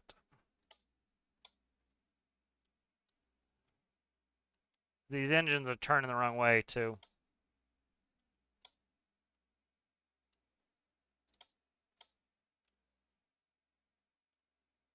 I just have to reconnect the panel connections.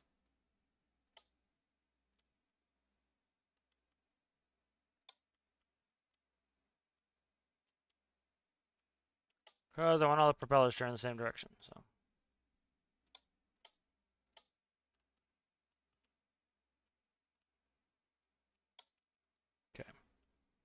So gens are all on the inside and clutches are on the outside now. So let's see. We have clutch.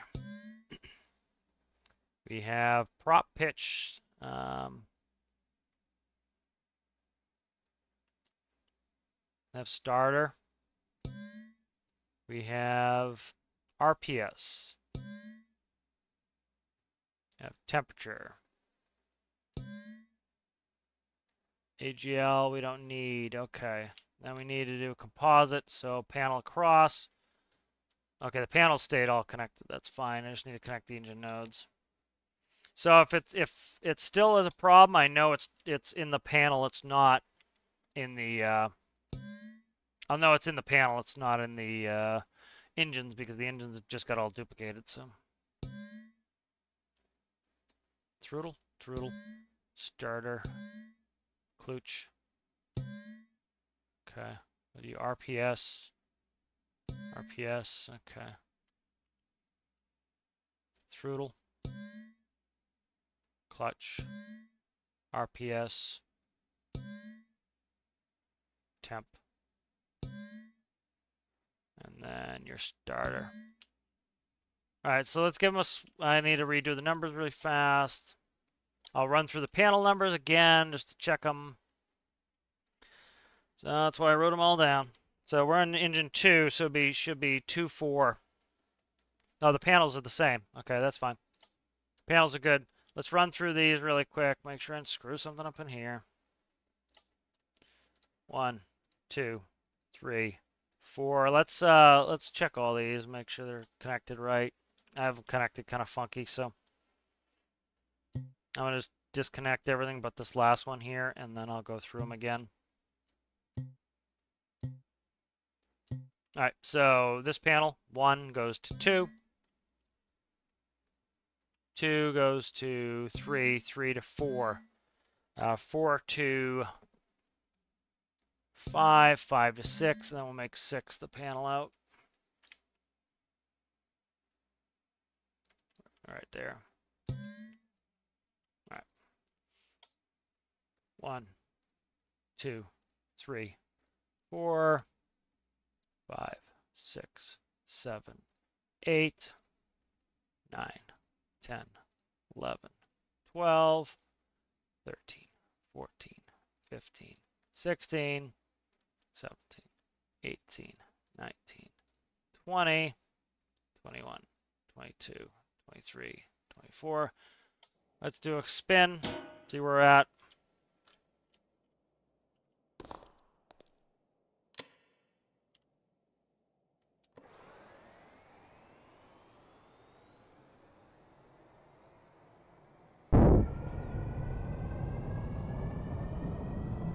All right. 2 spooling.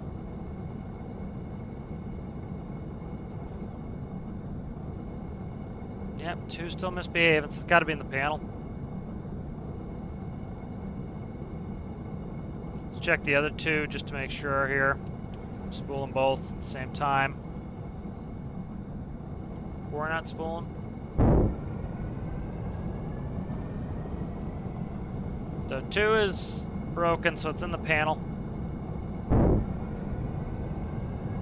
Okay, why the hell is 4 propellers going the wrong way? 4 of the propellers going the opposite direction. It's the only one misbehaving, propeller-wise. The hell, man.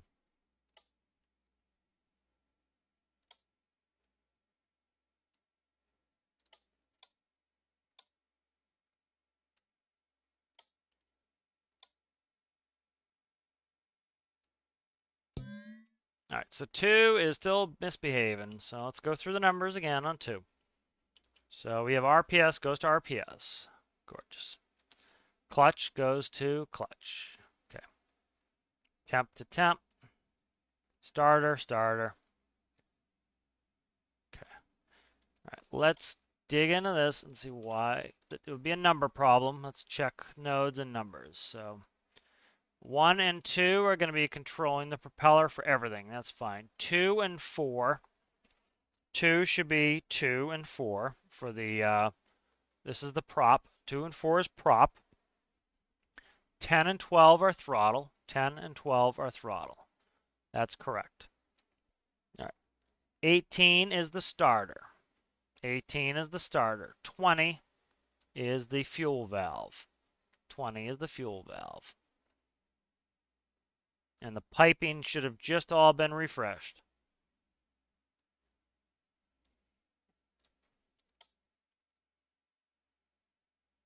Okay.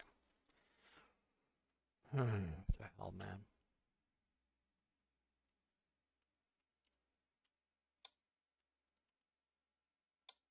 Let's do this.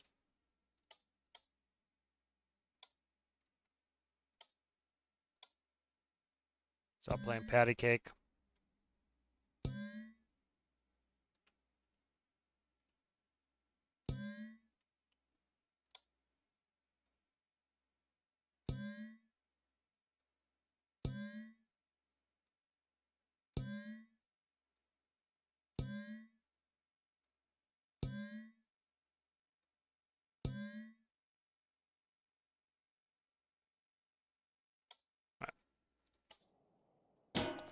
So I wonder if channel 20 is being used on something else and it's blocking the channel. That happens sometimes.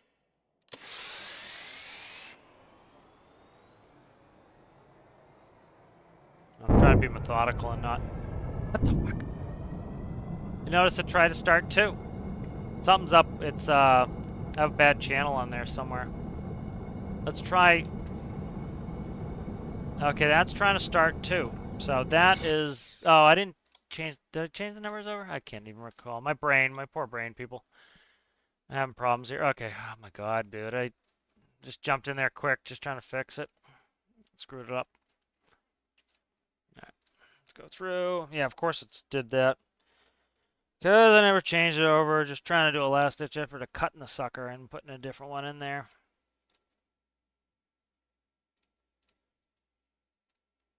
Okay.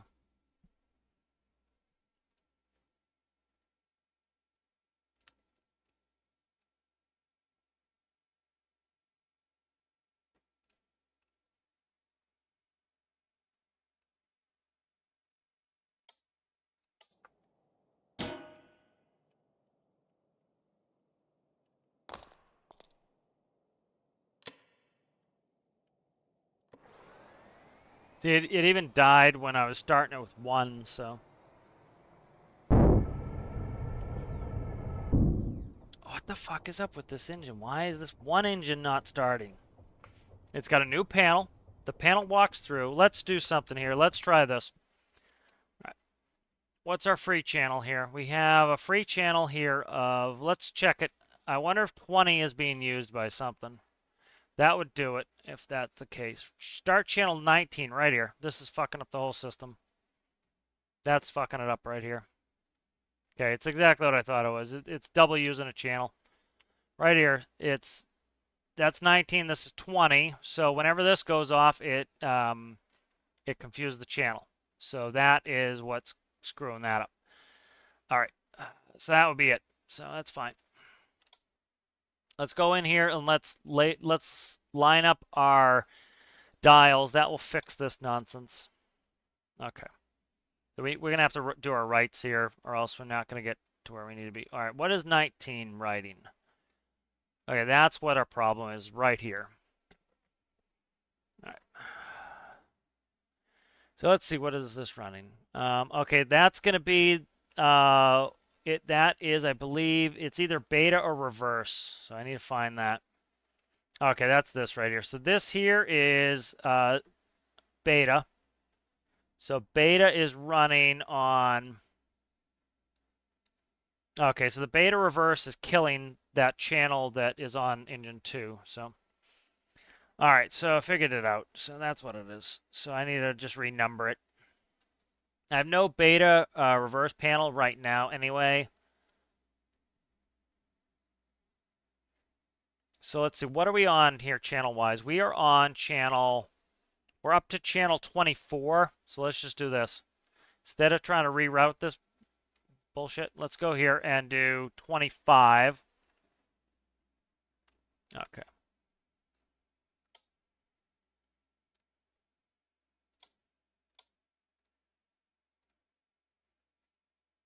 That should hopefully fix 2. So they're just double writing on a channel. Because it was the other one was a 2 engine, and this went up to a 4, so it added enough channels that eventually caught up to where the beta reverse channels are, and that caused me issues. So that would do it. Okay, where am I? Okay, let's not worry about engine instruments right now. Let's see if we can get spool 2. Then I want to hook the gyro up and go fly, and then we're making progress here. So that was it. That's why it was such a hair puller, was it made sense. It was 4 engines, so normally I have 2 engines. There we go. Yep, it's running now. So that was it. So what happens is when I go into beta, a light comes on. When I go into reverse, a light goes on. So it would have been beta. When beta comes on, and the reason beta is coming on is because I'm below a certain altitude. And so that was what was causing, is the engines start in beta, so the beta light will come on. And it's trying to say 2 different things on channel 20. Well, 20 is my channel to give it fuel. So that is why. So I had to think about it for a second to figure the friggin' thing out. All right, good. So let's go start hooking some control surfaces up here. We're going to do it no gyro, and then we're going to do gyro. I saw somebody, talking on Reddit. They were saying my... not necessarily came from me, but they were saying my thought process on gyros is you got to make it stable first before you even touch the gyro. Up down is if I want to do a separate throttle, like to show it move. So that's something I can lose if I want to. It also helps me if I want to use this panel right on a VTOL, I can, so it's an extra node. Ailerons, we've got, that's all hooked. Let's quickly check. Be a miracle if this thing runs on the first try. Let's go. Where's yaw? Yo's right there. Let's just plug this into yo for right now. All right. I think we're good. Thoughts and prayers. Let's go test the control surfaces. Get a flight. That's a big part of the job done. Okay, elevators move correctly. Yaw moves correctly. Aileron is moving correctly. This aileron on this side will end up, so it will never go up. See how it clips through? It won't go up. So they have this on airplanes where the aileron will actually never go up. It will go to center position or down, and this wing will lift you, but the other one will not drop. It'll just naturally kind of drop. So they do that sometimes. And that's what I do if I double up a wing like this. So we would taxi out on our central engines. We might do outboards if we need a little help steering, but I think we'll be fine steering. So, and we have no brakes. So, all right. So that's spooling up. All right, let's start taxiing out. Okay, it is moving. It's just being slow. Need to make sure this is not set to any. I don't have my flaps set up. They're set up, but they're not. There's no way to control them. So you taxi out on 2 again. You're running 4 engines. You don't need all of them running. You're just burning fuel, and then a minute before you take off, you get after your outboards. You start them one at a time, unless you had the FO starting another one or flight engineer generally. And then we steer in here. We're steering. Okay, nose wheel steering. I have no brakes on this, so I need to come off the thrust a little bit. So we'll see how it behaves. So proportions look good. They look on the money. I made it a little bit higher in the rear so that we don't tail strike too bad, but with all that flap we shouldn't. There we go.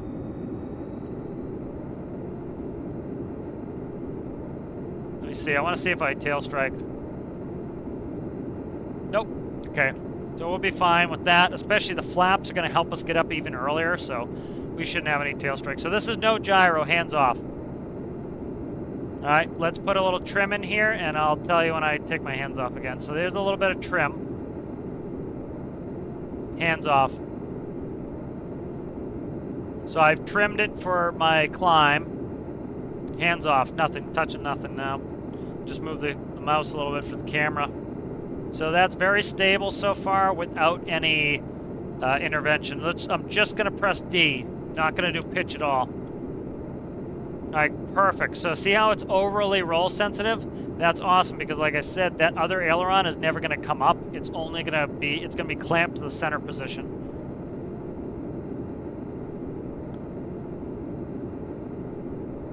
So it's flying gorgeous already. Flies like it's heavy. It flies like it should. Rolling.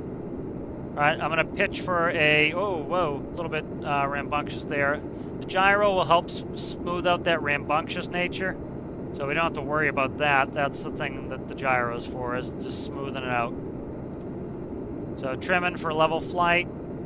Gorgeous, flying really well, dude. So my props are at, like, look at how thin my props are. I don't know what we're going for speed, but we have a lot of prop left on there to play with, so that's good.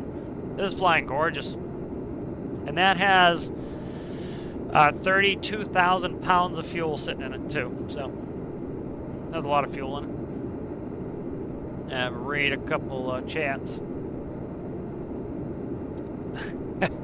Yeah, the cargo hold shouldn't be a problem, right? Like I said, right now it has 30,000 pounds. It took off with no flap, so it's going to take off with flap. And I think I'm using 0.1 on propellers, so I could always go up to, like, say, a 2 on propellers. So no problem with this sucker. Gear, I need to just take the gear controller from the stall. No, from Night Owl. So let's land. Behaves beautifully, man. Like, I'm barely touching it. Like, here, let's trim pitch in the turn. No, hands off. So we trim a little bit more pitch. Hands off. And that's no gyro. We put a gyro on. This is going to behave really well. All right, I need to go in first person. So my view is I've kind of got the view down that I want now. I want a kind of an airliner view. I want a cargo plane view. I don't want a super bubbly canopy. Gently bringing off the throttle. The throttle feels good. I can't see with those gauges very well, but I know where I am. This is a thing that, like, you know, like I say, amateurs always want bubble canopies. Professionals kind of, I reference where this was to this rock, so I don't need to know where the runway is. I need to know where that rock is, and I know where to turn. So, like little things like that, make it so you don't need like a bubble canopy, and you can still align right on the runway.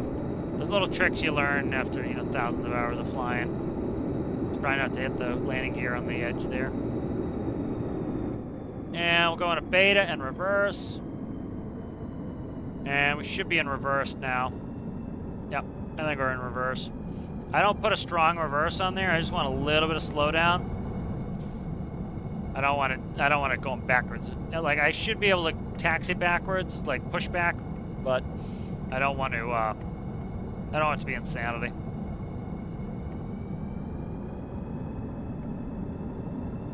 I have the space to add a second turbine on each of those engines. Each of those engines only has one turbine on it. So if I wanted to go even more fuel efficient, I could put a second turbine on there, and I could increase the gear ratio to like probably 2701 or something stupid like that, and really get the RPS down to make it super fuel efficient.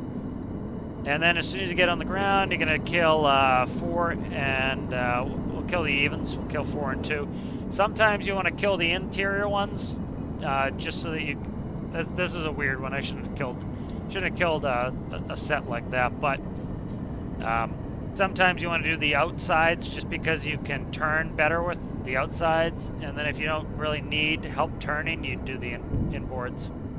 Some planes you need to keep a certain one on because, for example, ours we taxied with the left engine because it had an allowance in the gust lock to let that out. But behaving really well. The tail design came out nice. I'm liking the cockpit, and I have no brakes in this sucker. So let's go in reverse here.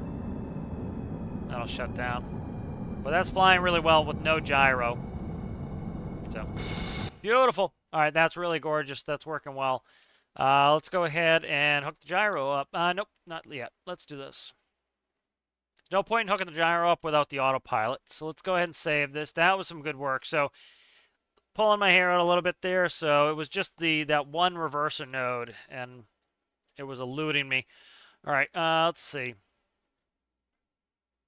I'm going to want the progressive flap controller. I'm going to want a bunch of that stuff. So let's go to the STOL plane. Let's grab. So, like, the STOL plane has some fake, like, see all these panels? These are all fake. Those are just to give me more fuel. And then you can see how you do a double wing. It gives you so much space for micros if you need it. All right, let's see what we need here. We need turn. Okay, so I'm going to do Basilicious's new gauges because they're so much more compact now. Bearing panel. I'm going to use the new bearing panel, so I don't need that one. Door, altimeter, what is that? That's Basilicious. Blank, blank. These are all fake. Turboprop controller, turbo. Art, turboprop. It's on the other wing. Blank, autopilot.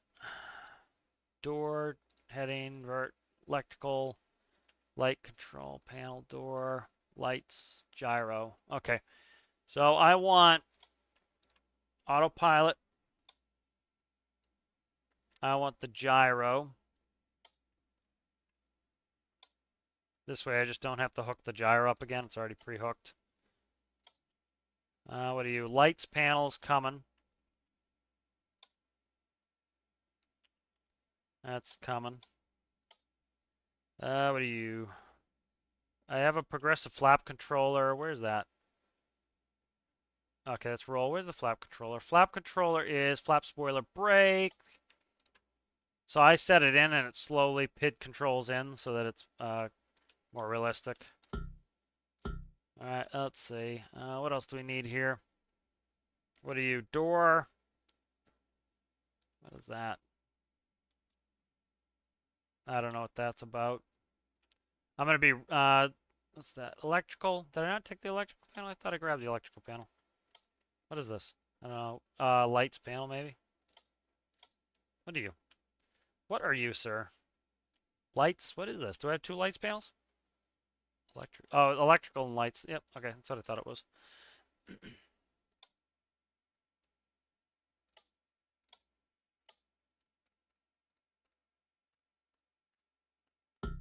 So I need the helper block to come.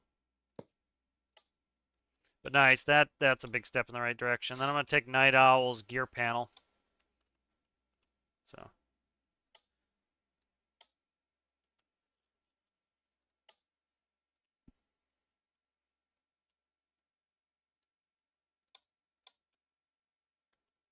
Alright, and then this is, we'll go ahead and we'll hook up the gyro to whatever. Let's see, Peach. So sometimes you gotta fake it out by putting some control surfaces in the nose to get it to behave properly. This one I really didn't need to. It's behaving really well already, so just balanced really well. And then I'm gonna put a limiter on this, so one aileron will only ever go up, and the other one will go to neutral. Yaw, what are we talking here? Peach, peach. I think we're good there. Yaw, roll, yeah, we're good. All right, what are you? Your spoilers. We don't have spoilers, but I will put spoilers on because it's fun. Flaps, flaps, flaps, flaps, flaps. Okay, flaps and flaps. I have more flaps. I have a lot of flaps on this sucker. That's why when you're like, oh, I'd like to see it full weight, it has a lot of flaps on it, so it should be good. Let's bang that in here while we're at it. So we're gonna need AGL gauge. So I tend to put my AGL, whatever off my pivot gear is, so whatever my rear gear is, I'm gonna stick it right there. And because that is gonna have the least amount of really pivot and on takeoff. So it's like if you put it up here, theoretically you could get the nose off the ground high enough where the gear is going to want to come up too early. This is right at the gear, so this is going to be your last gear touching. And one of the functions of this is to make sure your gear doesn't come up on the ground. So stick it there. Linear speed, AGL. So a lot of the stuff's getting converted over to the physics sensor as I go through. I'm trying to do more of that. That's why I'm like, you know, kind of not making any sort of groups yet, is because they're going to get all converted over to physics sensor. So brake, brake. You do not break the nose wheel, break the mains. It's a good way to collapse a nose wheel in real life and in game. Park brakes, again, no nose wheel park brake. You'd break the nose wheel off. You just run the mains. Thrust lever position is for the flap spoiler brake. For example, I have automatic spoilers. So based on the thrust lever position, it will bring the spoilers back. So that will just come off of the one of the engines. Should be fine. We'll do it later, though. I don't have any sort of... Why is that prop pitch here? That's interesting. I think I was just running out of nodes. Fuel. These are all lights. This is all autopilot stuff. I need to get a physics sensor in here. Let's just grab Basilicious's panel. I'm going to need that in there too. So let's grab all this crap. But making good progress on this. It was just that hang up that was I couldn't figure out for a second there. It was bugging me. Really slowed things down. Because I try to get it running, get it in the air, and then I stabilize it. And then we're kind of off to the races here, so we'll leave that other gyro in for now. All right, so let's go and we'll grab Basilicious's panels. I updated them, so they are much more compact now that you use the physics sensor, so very nice, very, very nice. Okay, let's go Vidya. Video.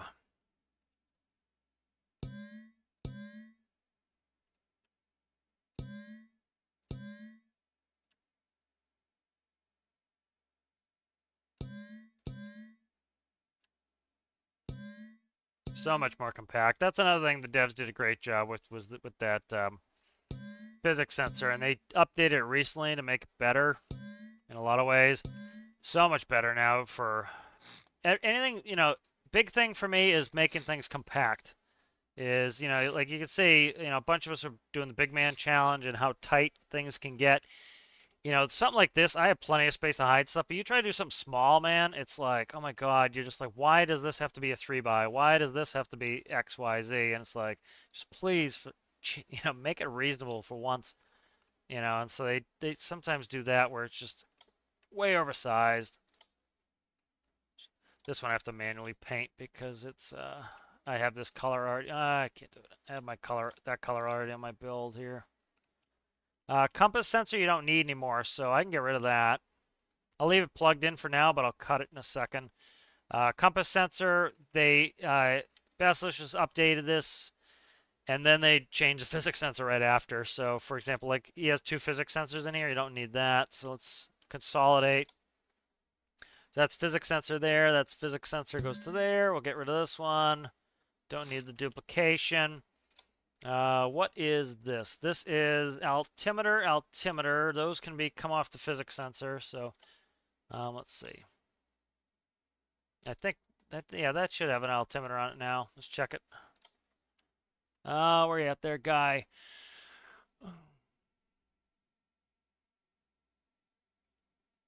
I tried to read it too fast and passed it.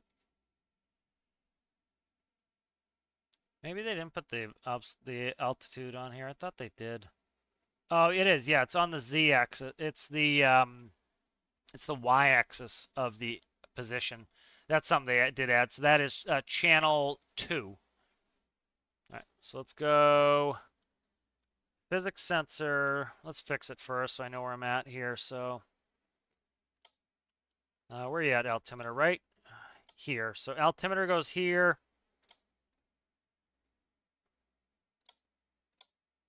I'll change this.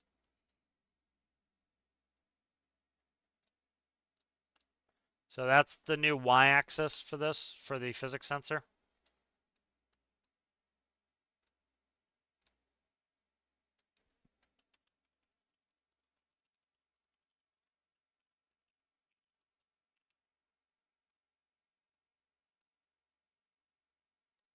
Yeah, of course, these could be consolidated down to one panel, but why is this units Dropbox over here? What's the right number, Lewis? It's going on the Lewis script. I get property 1. Did I screw something up? The hell did I screw something up? I think this was just hanging. Let me see really quick if he does a calculation in here. Let's see, where is it? It would be get units. I don't know.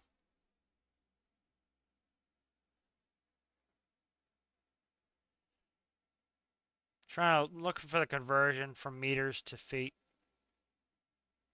I don't know. We'll do that. I'll fix the conversion in the Lua later if I need to.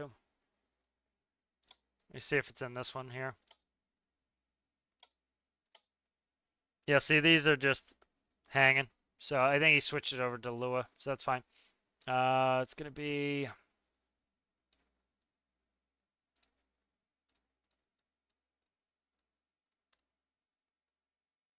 And that's going to change.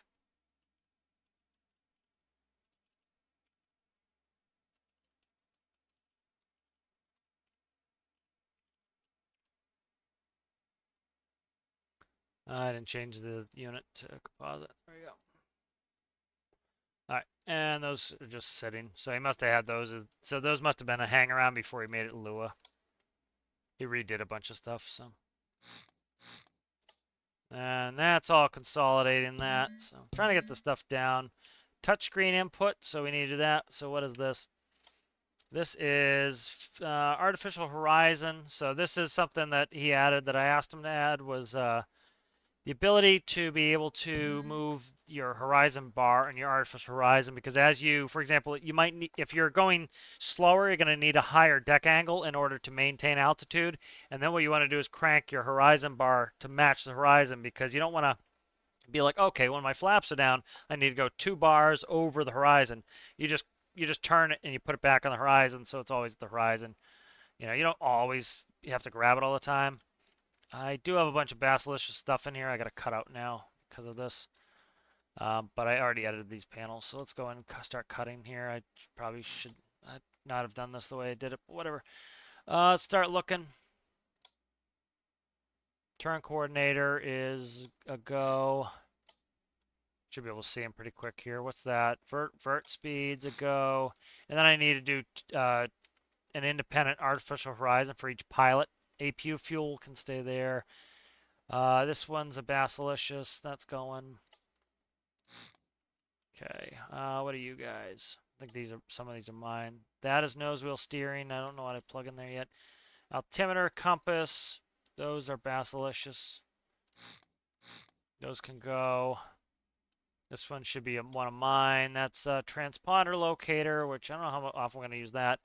Ground up power and whatnot. That is a ramp. That is nose wheel. This can go. All right, good. And then this was something that I made, right? Yeah, it's APU fuel. Okay, good. So, but I love those Basilicious gauges. I always like to use those. So, if you're looking for gauges, I highly recommend them. They're really good. They're they're compact, and they, I always like flying. If you're doing it for a job, flying with a proper airliner cockpit with PFDs, you get so much information in such a compact space. It's really nice and convenient, but it's kind of heartless and not fun to do. It's a little bit boring. Glass, doing steam gauges or, because you have to do, they call it your scan. So you have to scan your 6-pack and go through your instruments and go from, attitude to airspeed, attitude, and back and forth and back and forth. And that scan keeps you occupied. And, when you're doing it just for recreation, it's kind of nice to have that sort of stuff. When you're doing it professionally, you want to reduce your workload as much as possible because, the stakes are higher. You don't need artificial extra busy work like you would, when you're actually just doing it for recreation. It's like if you're just driving in city traffic all the time, you'd want an automatic just because it would make it easier, where if you're driving for pleasure, you might want that manual, Compass is going to go, let's see, edit the microcontroller here. Compass, I don't know what it's going to be yet, so it's going to go. And then this is going to change to composite physics. That's going to be compass. Okay. And then let's see, I forget. 17. How I remember that, because I just did a tutorial on it. So 17 is the compass sensor.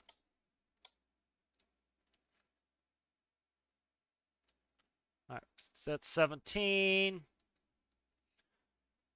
All right, so those are all nice and compact. And then we'll do a seat occupied. We'll light up our panels here until I switch it over to the master power off of the electrical panel. Won't be a master power, it'll be power connect, as you'd have in more modern aircraft, something like that. Not necessarily called power connect, but different brands do different stuff here.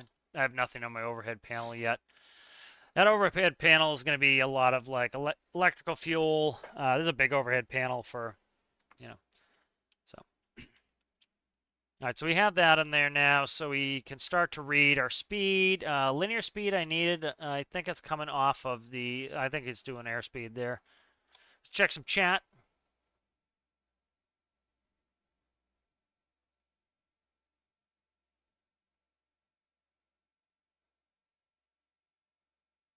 It doesn't need to be.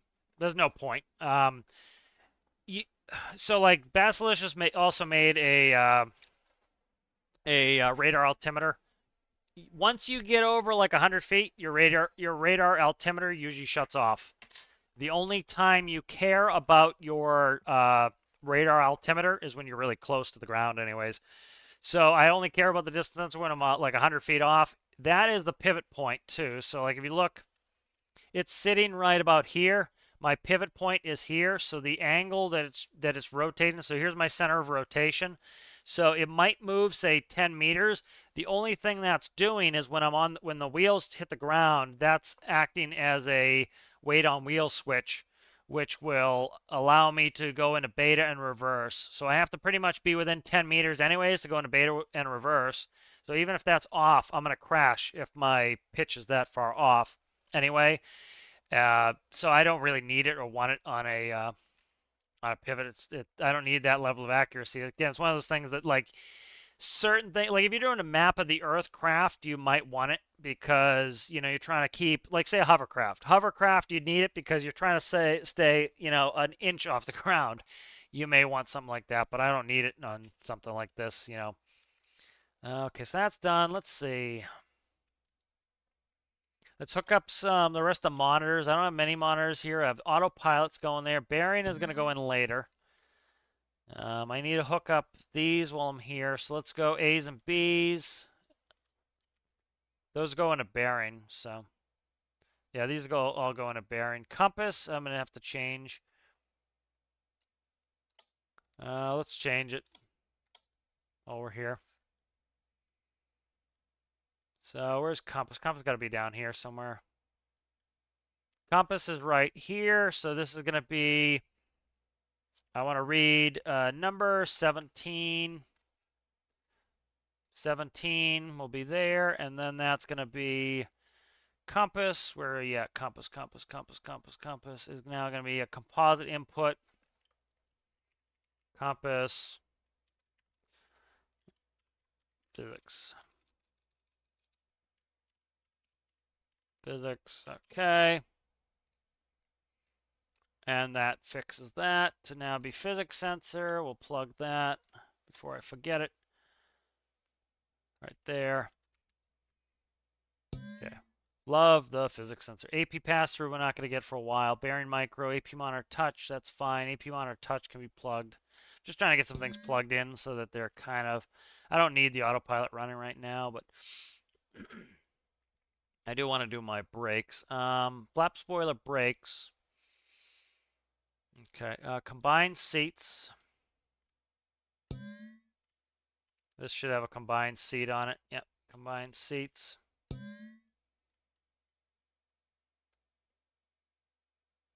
bearing. I'll do the new bearing panel, but I need to kind of fix that and wrap that up too. Panel there. Lights. I don't care about lights right now. All right, what I need is save. I need gear panel. I need flap panel. So let's grab the stall. One of the reasons I'm using the stall is it's the same category. It's a cargo airplane. It's a turboprop, so some of the things are already set up the way I want them. Is that my flap there? Like, see, this is my... That has my reversers on it. Flap setting. Flap up, down. Thrust reverser unlock. Okay, I don't need thrust reverser unlock anymore. That's going to probably turn into... Yeah, thrust reverser unlock, I think it was gone on this. I don't think I don't do that anymore, so I hope I don't, because it should be going into beta automatically. That's going to turn to parking brake anyway, so let's grab this.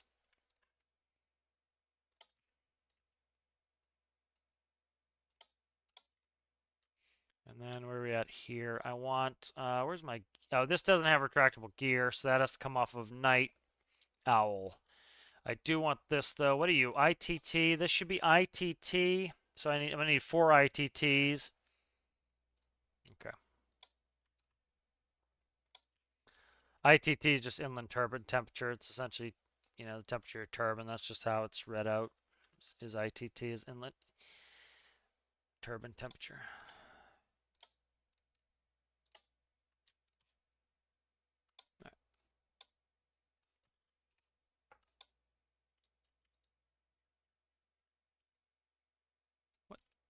How did I get what the hell is happened there? I grabbed the nose.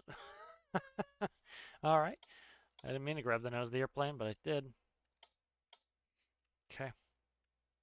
So flaps, I'm going to redo this flap, but I just want to be able to plug it in and at least get some flap going. And then I can kind of reconfigure it later. So generally your flap is FO side right around here. You know, you want this stuff so both pilots can grab it, but you tend to do division of work, so that can go on that side. And then you were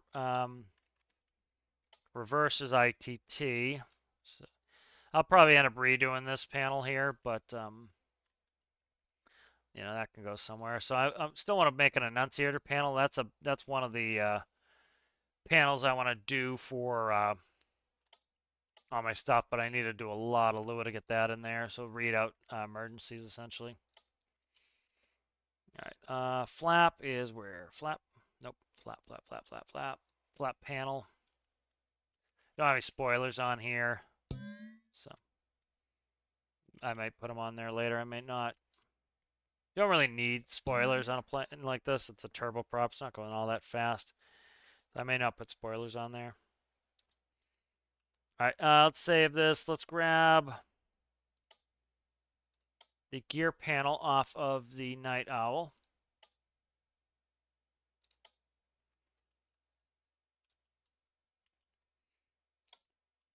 Because the gear's just modified off the Night Owl.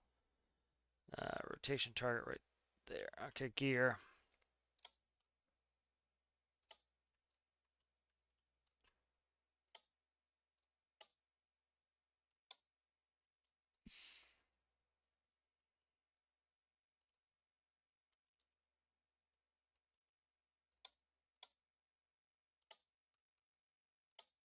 All right. Gear is a big panel. Somebody was complaining about that the other day. It's like you don't have to make it this complicated. It's done on purpose because I want each wheel to or set of wheels to operate independently. You don't have to. That was in the tutorial that they even commented that on. It's like I did it the most complicated way, and they even said in the video, you don't have to do it that complicated. Let's see, main port.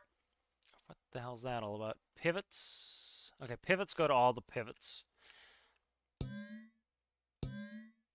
So they're commanded at the same rate, and then they can operate at different rates, and the doors auto align to whatever position they are, because sometimes if you put an extra G-force on, they will force themselves out. Main starboard front, let's see. Let's see where we're at here. Uplocks release. So here is my uplock. So that is a release. Where's my uplock on this one? Uplock should be, I don't think I have an uplock on this one, do I? I do. Do I? I can't remember. I don't think I have an uplock on this one. I should put an uplock on this one. So uplock locks it when it's up, as you can imagine. I don't have an uplock on this one. I should put one on there, but I don't right now. So that's just the nose wheel. Nose wheel is most important because it'll collapse the nose wheel. Down lock release is going to be, most of them are going to have down locks. So this is actually, this one doesn't have an uplock either. So these have all down locks because I grabbed this off another panel too. So this is down lock release, release, release. So they all lock into place so I don't collapse my gear. Gear nose. So I need to read the position of them. That's how the doors are commanded. Again, that's the best way to do it. AGL goes to distance sensor. That makes it so I can't swing the gear if we're on the ground. Main gear, which I'm actually going to disable that in a second here. So all I have to do is disable that, and it'll read a 0. Nope, I need to put in a fake number, so we'll keep plugged in. Main port is going to read, we'll read the fronts. What the hell am I doing? Port and starboard, I can't remember. There we go. Port is going there. What did I do here? Why is my starboard? Starboard's there. Okay, what is this one? That is pivots. Okay, good. We're good there. Starboard, port. Good. Got it right that time. Main, port, front. These shouldn't have that issue. Should just be on doors here. So it's probably my, because again, I modified this panel off something else, so that one had multiple doors. And this is starboard. That goes there. Okay. And then that's gear panel. All right, so let's save this. Night Owl, and we'll grab the panel. That's a pain to set up every time. And that is here.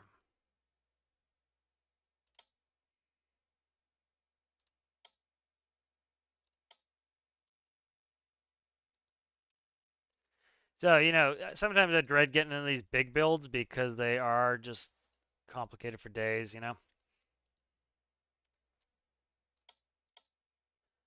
So likely what I'll do is, like, this has 2 of the inlet temperatures here. So what I'll do is I'll flip this panel, essentially, put these in the bottom. And so it will be ITT, ITT, ITT, ITT, and then just do beta reverse. I don't need all 4 beta reverses to come on. Unless I have a ton of space, which probably won't have a ton of space. So there's gear panel going out. We'll swing the gear here on the ground. So we'll go ahead and make sure it's sitting on the ground. Check with chat in a second. I haven't looked in a second. We'll grab pinkies and we'll do jack stands. We'll put on symmetry first and do jack stands. And we'll do jack stands in the back. All right. And then I need to trick the panel. So do I have an empty node on here? I do.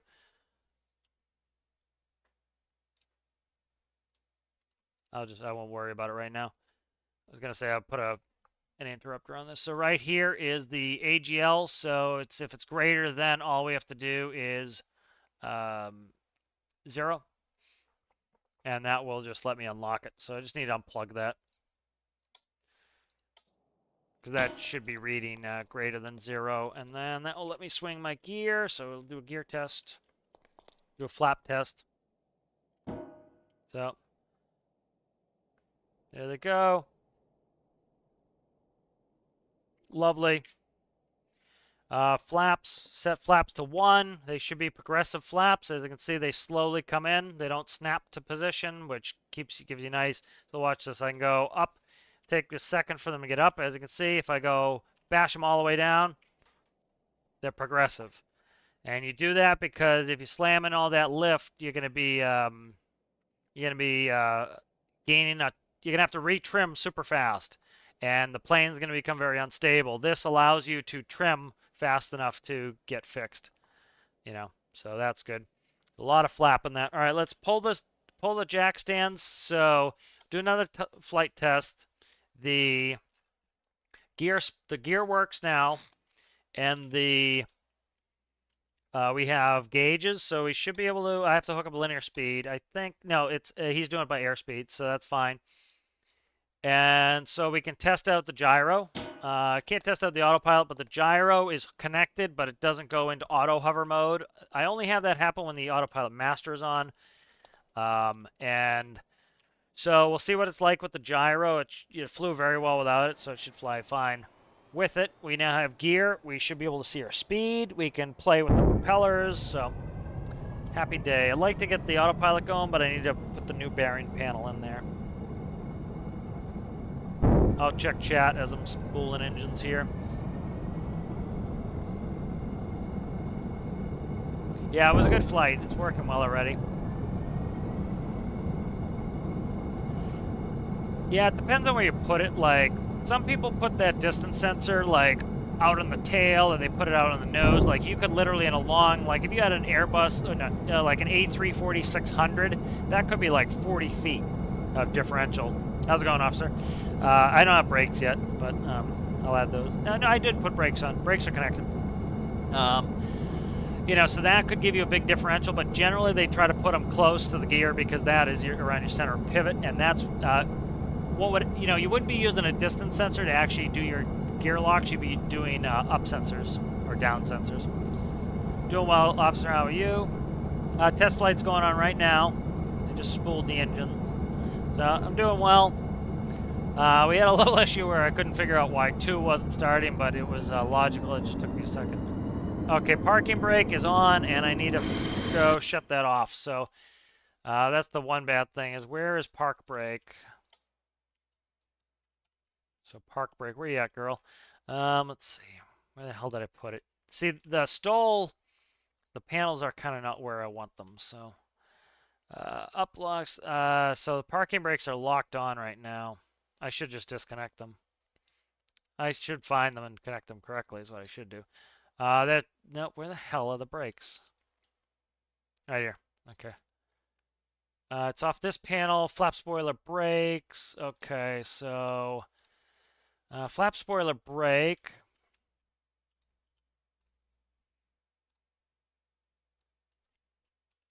Park brake. Wow, I spelled it wrong myself. I'm looking at Mr. G's builds too much. Mr. G, he spelled that incorrectly a couple times. 3, flap spoiler brake. Let's see where we're at here. Park brake, where you at, girl? Park brake right here. 3,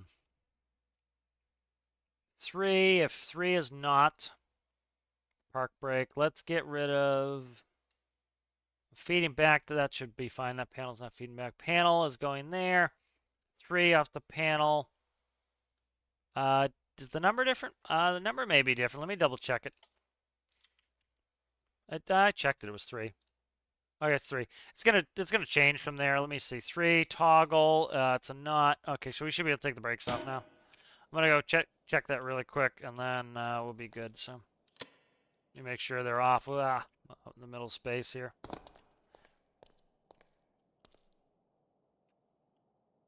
Brakes false. Okay, good. So brakes are off now.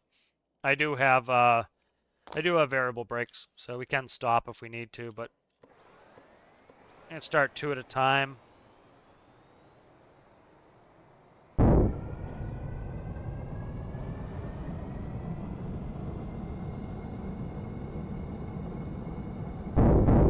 Those aren't reading yet. It'll be nice to have those up and running. That's coming off. Flaps are going to 1.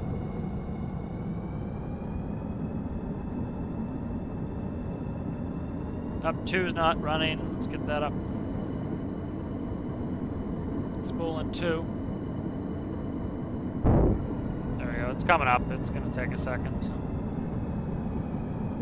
That's why I do have arrow buttons for all of the engines and props, so that in the event that I needed to, I could control them independently. Generally, I don't, but it's a good detail feature. But I tend to be somebody who will do asymmetrical thrust on taxi and stuff, so.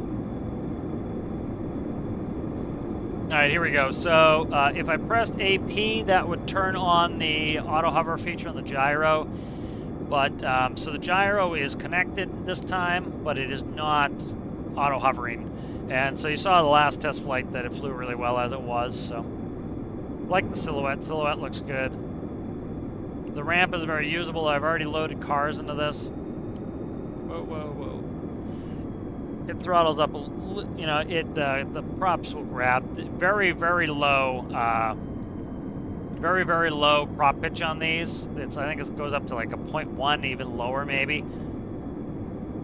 So like in a turn like this, you would be coming back on number 1 to help you turn. Because that's really all it takes. All right, we're lined up, let's go. So we have a little flap on this time, so we shouldn't really worry too much about hitting the tail. Airspeed's alive.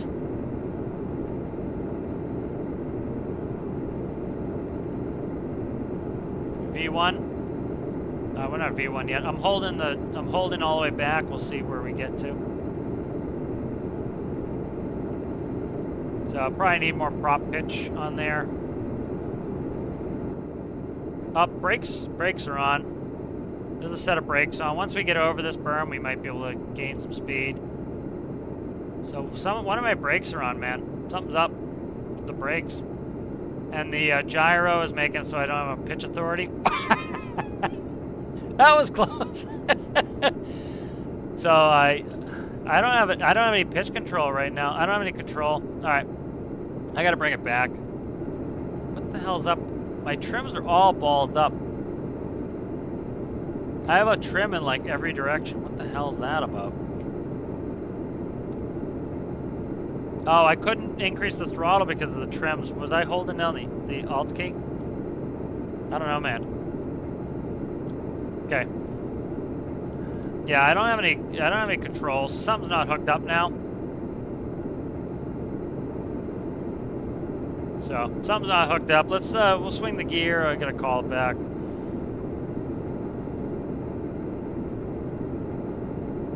Gear's nice. So that's rubbing. I figured that would rub, so I want to get the... I need to fix the bottom ones. Because the wheels are bigger than they are on the Night Owl. They're duals on the Night Owl, they're duals on this. But these wheels are a little bit bigger. So let's go flaps up. I can't control anything really, so... Alright. Alright, so let's go ahead and recall this because I can't do much anyway. So I messed up hooking something up. It's probably autopilot because generally what happens is the bearing panel goes through first and then the autopilot. So I need to see what's controlling what. Alright, those are seats. That's fine. Seats going in here, going over to here. So it should be going to autopilot panel, and then the autopilot panel runs to the gyro.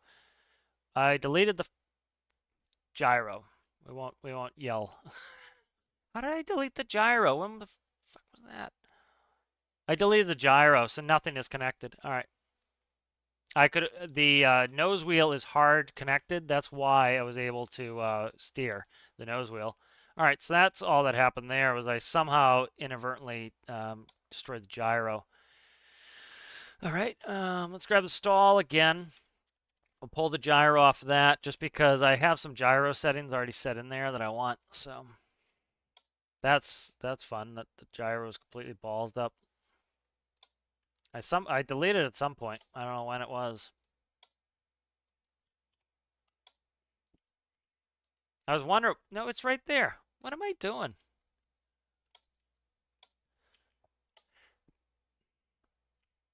It's connected. What the hell's going on here? Is it not merged? It's merged. How did I not see it?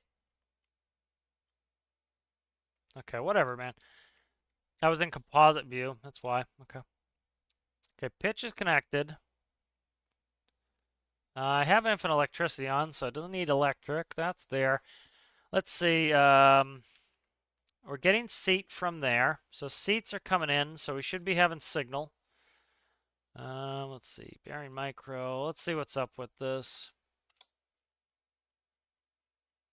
Why are we not passing any information through here? So seat is not connected. Okay, that would be why. I fixed it. I fixed this in the Night Owl. I did not fix it in the stall, so that's why these are not reading anything. Okay, I fixed the panel in Night Owl. I should have probably just yanked Night Owl's panel out, but that's now a VTOL panel, so I don't want to do that. All right, let's fix this really quick. So that would be why. I forgot I fixed that. So it used to control differently, and because I go from like plane to plane with my panels, and I forgot to fix it. So.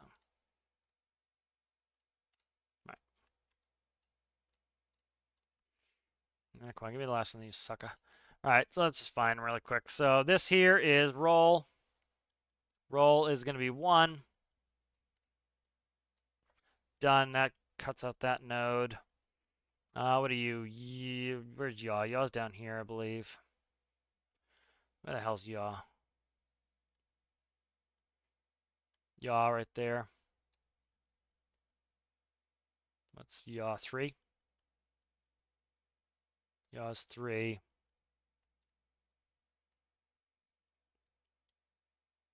I thought the panel looked weird.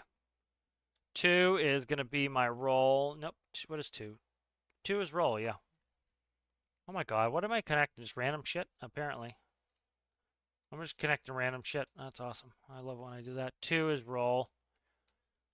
That's yaw. What is 3? 3 is up, down, which is throttle.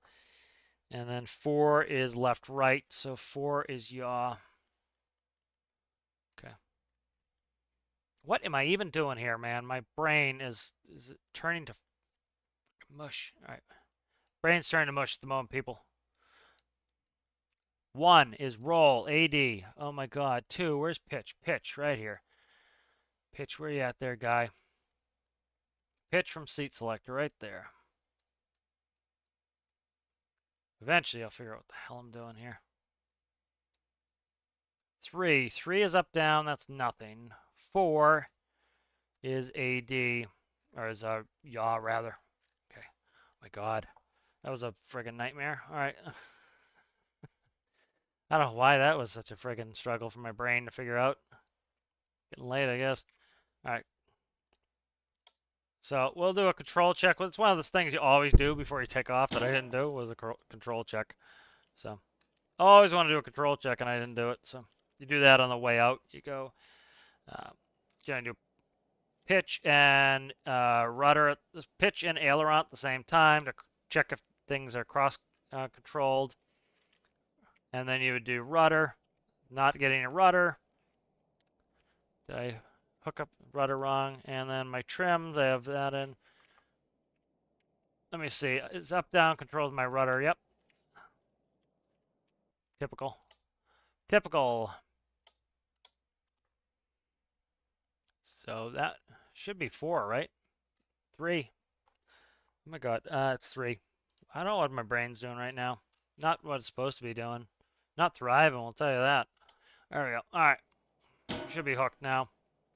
Have some actual control surfaces. Yeah, so that panel used to feed in data a different way. It used to feed in the actual green nodes, and then I changed it to be a composite node when I started converting to a combiner panel. And so I fixed it on Night Owl, but the problem is Night Owl got ripped apart so much because Night Owl is now a VTOL panel. So Night Owl has a bunch of VTOL stuff in there. I didn't want to have to go through and disconnect all the VTOL stuff because there's some complicated logic and hierarchy in there that is different. It also screws up the autopilot screen. So that's why I went back to use the stalls autopilot. So, but now we'll have an autopilot that's more updated. So a little bit of benefit on that. All right. Should be able to taxi out properly now.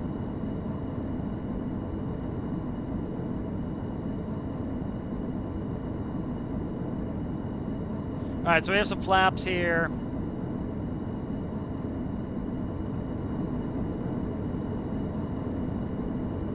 And I can actually pitch my airplane now. Isn't that nice? Isn't that a nice thing to have? So you wouldn't actually want to turn when your mains get close to the line. Like I'm cutting the corner. We'd actually go and we get the nose wheel over the line IRL, and then you'd turn it on like that more. But just kind of cheating it. All right, let's go ahead, straighten up, and we want to start accelerating. Here we go. Airspeed's alive. I don't know what my V1 is. V1 is about 60 knots, let's say. Very nice, and so my hands are off. You can see how before I needed a little bit of trim to be able to take my hands off, just a tiny bit. Now the gyro does it. So again, people's biggest thing, especially new players, will do is they'll try to get that gyro to take an unstable plane and just fix it, because there are games that do that where you just like, oh, you put it on this magical controller. Well, what it does is ignore everything you did and just do it the stock game arcadey way, and so every plane flies the same. You know, if you get the plane flying well first, the gyro has to do so little that it always works, and that's why people are like, oh, stock gyro sucks. It's like, it really doesn't.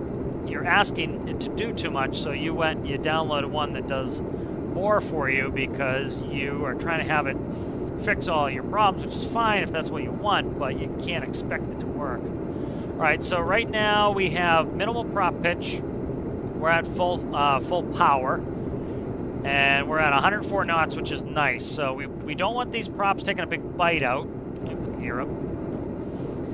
We don't want these props taking a big bite out on takeoff because we want to be able to quickly change the speed of our engine, so we don't want to overload them.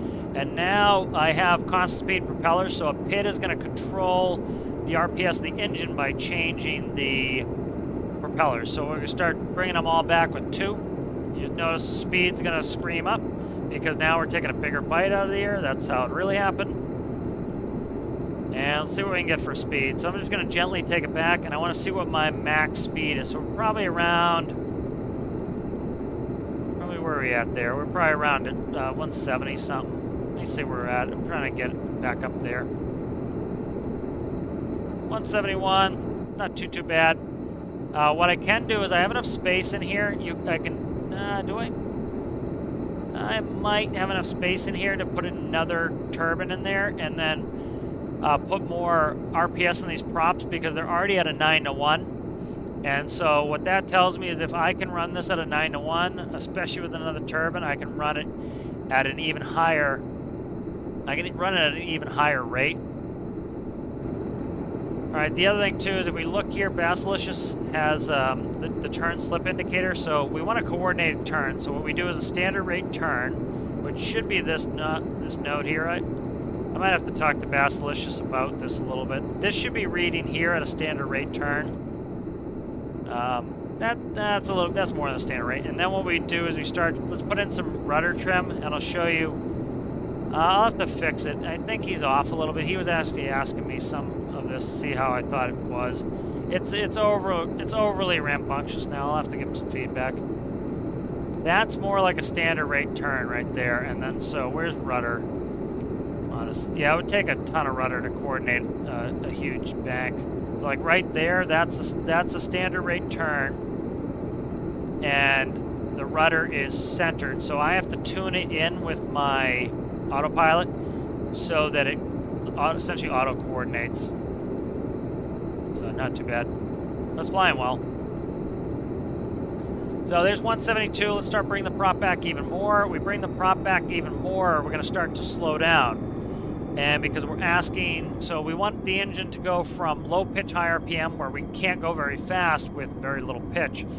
And then we go up to our max speed, and then if we bring the props back even more, which is giving us more blade pitch, it's going to bring us to max efficiency. So you notice our max speed was around 171. Now we're down to 143, and what you can hear the engine spool down because we're putting too much load on them.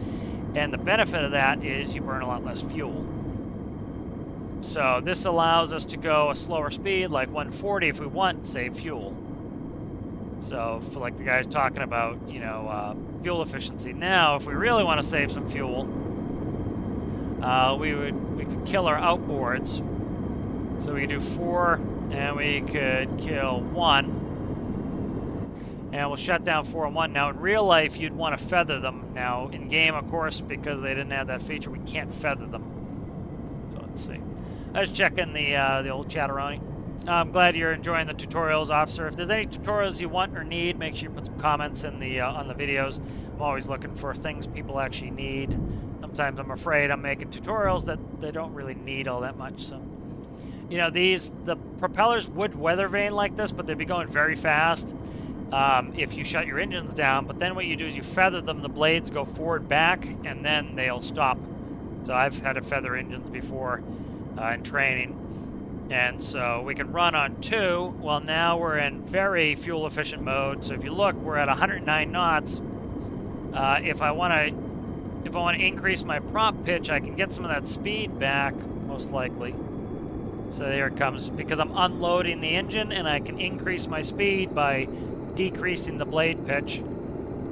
And so you notice we went up and then we went down. So about 121 is our max speed with 2 engines.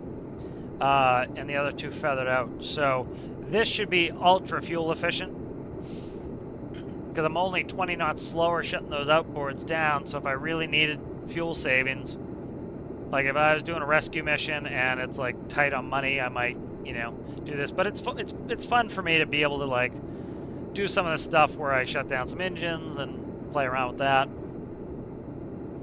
These engines can be much more powerful and much more efficient by adding another turbine. This turbine here, if I add a second one behind it, so I'll have to do a little bit of play with that, but I can make these much more efficient because I can increase the RPS on the gearboxes and further decrease the RPS on the turbines, which will save me more fuel. Attempting to build a hand crank and hand pump submarine. Oh, that's cool. Yeah, I was thinking of something like that. Would be cool. I would really love it if they did some more manual parts where we actually have to, or we can at least do some manual stuff like that. That would be good for like building some old-timey builds and stuff. So, trying to get a reasonable picture here. There we go. Let's do that. It's all white against the white background. It's not going to be great anyway, but. Like, I like they added the manual valves, the manual pumps, but there's a bunch of things I would really like them to add manual-wise. It'd be kind of cool. Oh, that's good. Glad you're doing some career. Yeah, career's fun. 21 cylinder with 2 cooling systems to keep from overheating. What is it, a boat? What is it in?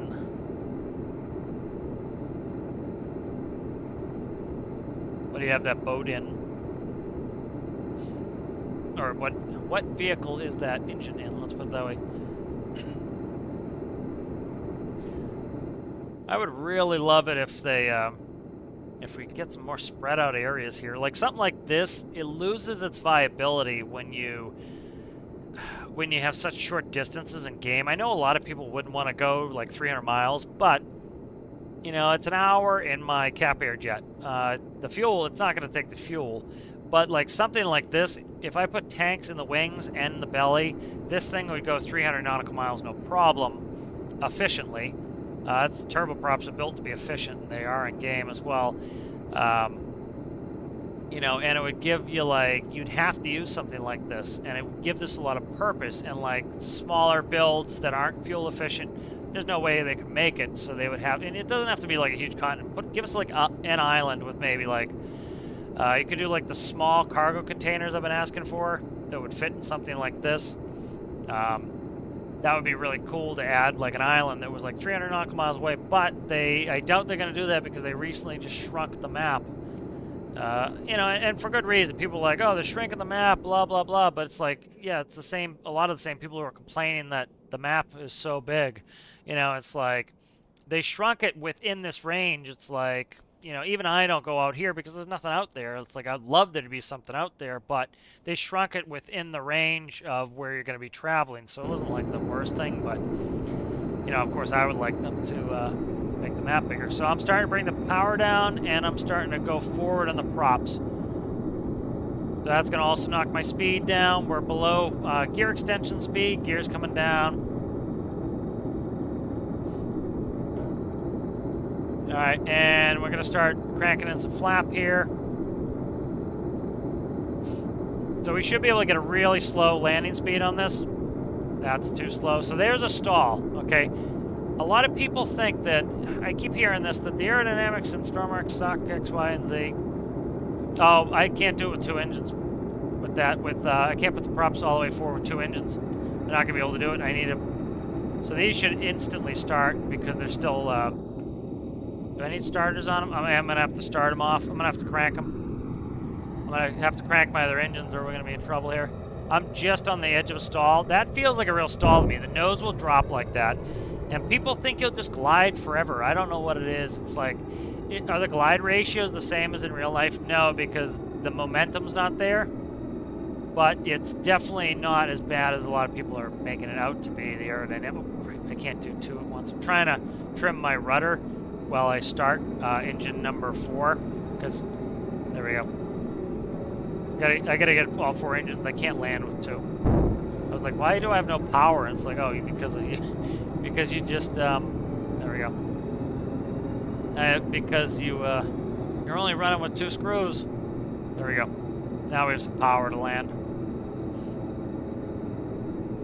That's like, I think they crashed one of the Myriads doing that. They would shut down engines for fuel economy to save some fuel on long trips, and they couldn't get them started. And then they crashed and trying to come in and land with not enough engines running. So you gotta be careful of that stuff. So I was stalled out at about 56 knots, which is super slow.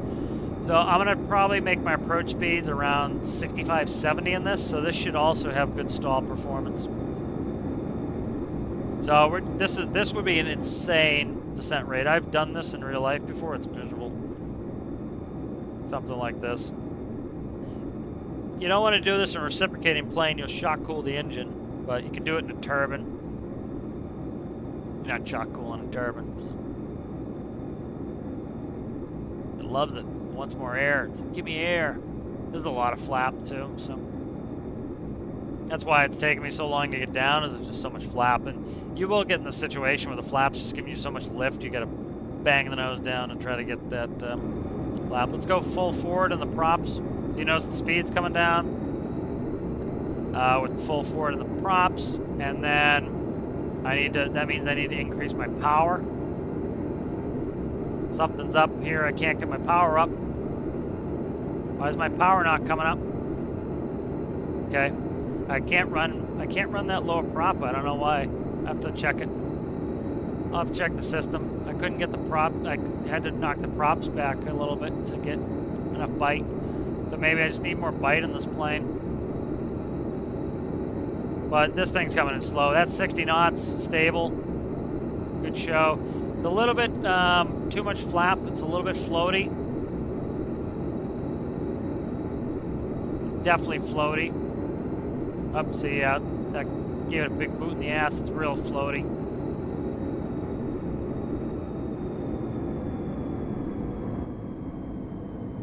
So I'll have to just play with the flight dynamics a little bit. So what I'll do is put anti-flaps in. So I put that on some of my planes if they have too much lift. And the problem is when you're coming in with a lot of full flap, your nose should be up. It's a lot of drag, and so you need to pitch up a little bit more just to maintain. And so what I do is I put in XML block with a bunch of small fins, and they go opposite to the flap.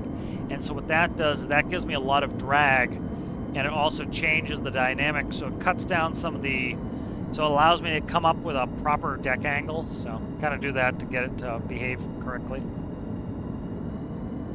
This is working really well. Let's stick a couple vehicles in here just for, you know, I'm not going to take off with them because I have no way to lock them in right now, but. So I'll have to tune up the props and the engines. Let's try something really quick here. We'll put vehicles in it. We can do it inside. So let's see. I might redo these and make them less pointy at some point. We'll see. So I need to see if I can cut in here. I may just have enough space. If not, I got to push forward one block, which isn't the end of the world. All right, so there is where I want to be. So how many blocks is this a 4-banger? 1, 2. I count this out. Oh, it's a 3-banger. And that's a 2-banger. Okay, it's not the end of the world. That is a 2-banger. I need to push the front up. All right. So I want to put a second. I want to put a second turbine section in there. And so let's see. I think what I want to do here. So I need to cut forward. So let's do this. Let's go and get some more power out of these engines. More power and more efficiency. More efficiency, the bigger thing is I want to be able to gear them up so I can get more efficiency out of them. They're not bad at the moment, but I can garner quite a bit more efficiency out of these. And I have to cut out the engines twice because I do not want to have to reconnect them again. Actually, they're not too bad to reconnect. I might just do it. I'll do one and then reconnect them. It's a pain, but it's not the end of the world pain, so. All right, so there is kind of the footprint, and I need to come forward. Can I just step forward one on the turbine? Not really, no. All right, so everything needs to come forward one. So this all needs to come up one. So cut that and move it up one block. All right, and then this here is going to go like so.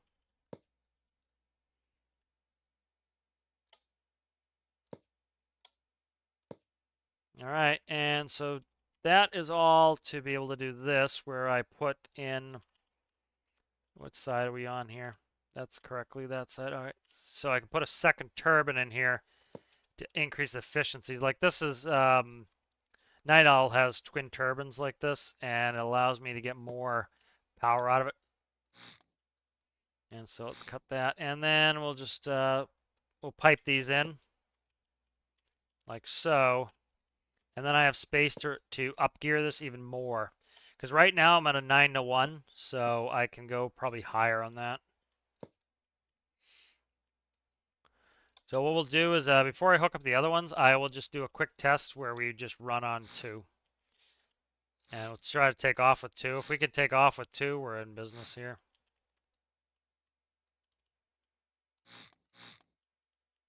What's that? Okay, that's going to my clutch. That's going to my generator. Okay. So we presently have a 3-to-1 gear ratio here. We have a 3-to-1 gear ratio here. I seriously doubt we get to a 17. What are we going to be able to run? We're going to be able to run... Trying to think. Do some quick math here. Let's try a 3-to-1. So let's do a 3. Oh my god, if I could press the right button. Let's do a 9, so be or 27. So 3 times 3 times 3 divided by 2 is the 13.5. Let's try 13.5 to start with. So 3, 2 will give us a 13.5. And I just added that. Why this side? Because they're not, they're outside. Okay. And they're not symmetrical. That's fine. I'll fix it in a second. So that is now a 13.5.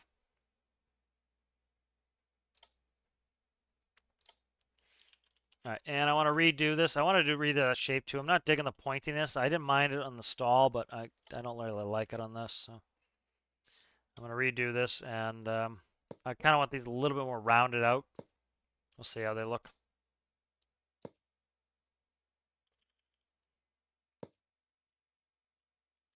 I'll bring the compressor fairings up.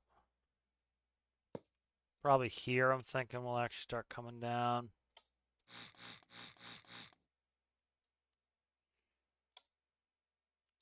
Let me get one side kind of where I want it, and then I'll fix the other side.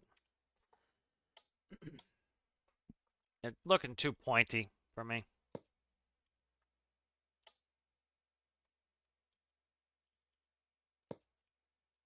That's a little bit more rounded out. We'll see how I like that.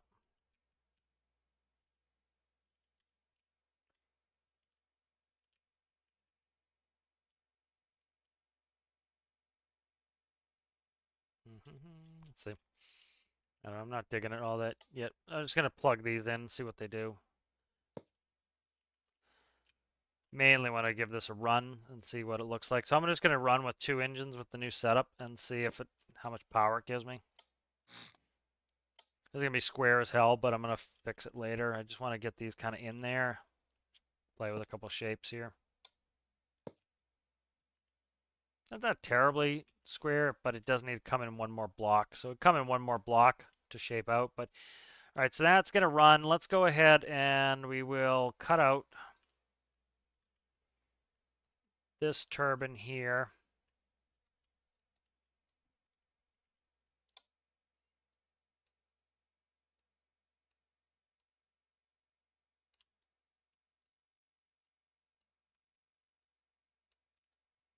All right, so cut this one out. I'll grab the new one. And let's run on 2. And if we can take off with 2 and we'll spin up the other ones in the air, but we'll see if I can run on 2. So I can't do symmetry because they're identical. They're not symmetrical. All right, and then this just needs to be plugged in. That's all plugged, and then I just need to plug in the engine itself. So that's there. Need to set this gear ratio set. Okay. So RPS.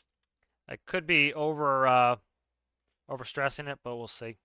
If I'm overstressing, I'll bring down the gear ratio. If I'm understressing it, I'll bring up the gear ratio. Temperature, we're coming off the turbine. We'll just do 1 turbine here.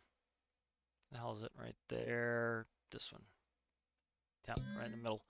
Reverse panel AGL can go to here. What else do I need on this engine? I think we're good there. Starter. All right, let's pop this and see if we can what the new gear ratios look like with the more powerful engines. Doesn't really. It needs them a little bit. I could do it with just repropping them, but what are we running? What engine are we running? What did I fix? One, and did I? Which engines did I just do? God damn it! I didn't make them symmetrical. I meant to do both outboards. Crap. I'll run them like this. Whatever. Run 1 and 3. Be weird, but we'll run them like this.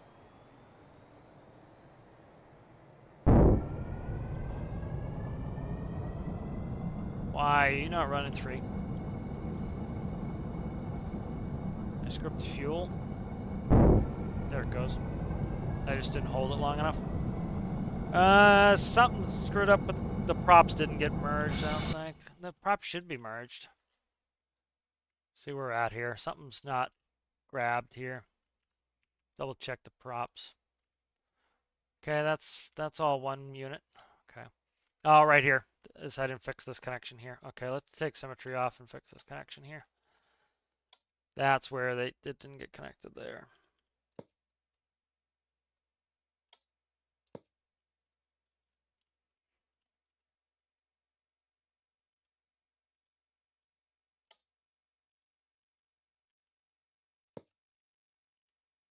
Alright, so that's connected. Let's fix this one.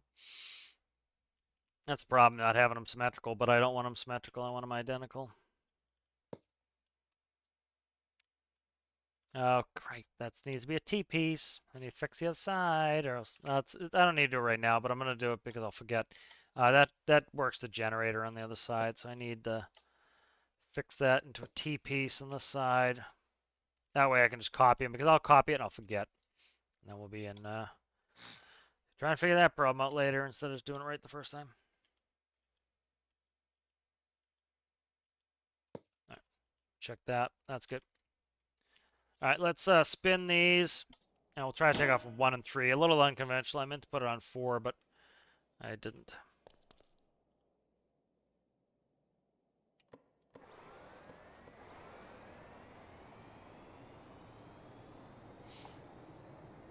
I cut apart 4, so we're gonna try not to run on 4.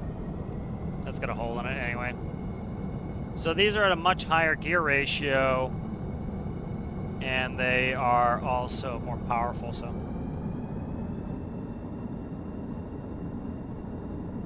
got a little bit of. The one on the left is gonna have a longer lever arm, so it's gonna try to turn us more.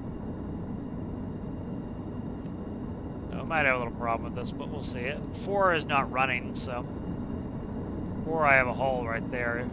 4 I should be able to run. I don't know. I'm gonna fix these. I'm gonna note these are gonna work. Let's work on them a little bit. Let's get them looking good, and then I'll just duplicate them all. Because this is tried and true. This works, so I don't need to fart around with it too much. And I'll replace all 4 engines. That way I'm not screwing with this and doing half measures. We'll do whole measures.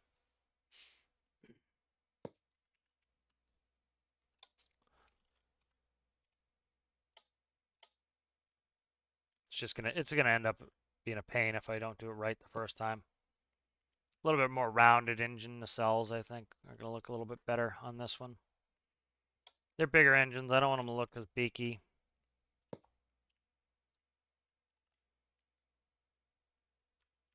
They're kind of fatter overall.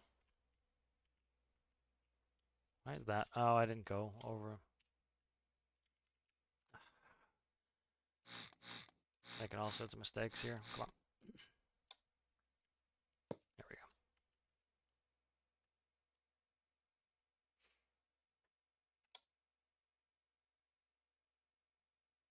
Where is it? Where is it? Where is it?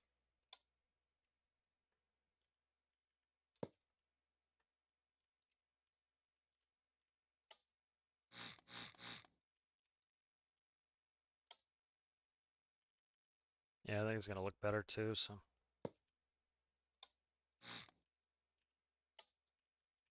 Too pointy. I like them on the stall because it's kind of proportional. It doesn't look bad, but this it was kind of looking gross, being that pointy.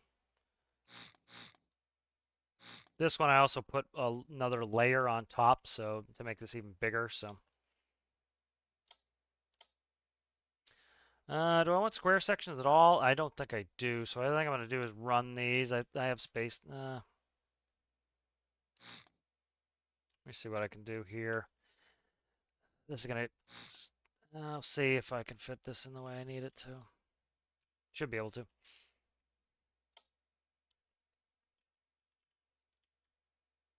So the nice thing with running these independent controllers is I can easily make huge changes in the engines, and they're not too bad to hook back up.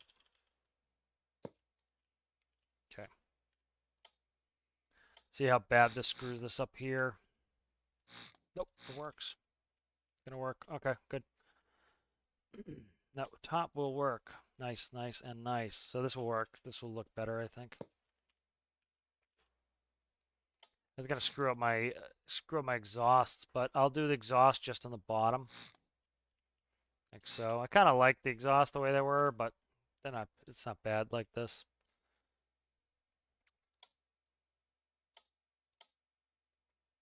I'm liking the shape of the engine better, so that's kind of gross there. Crap. I'm ruining my exhaust look. I really like the exhausts. Alright, so we could do this. Instead of rounding out the tops, we'll square them a little bit, and we'll go back like so. And then I will grab... Where are we at here? 2x4 here. I will square the tops out. Looking flat as hell, that no.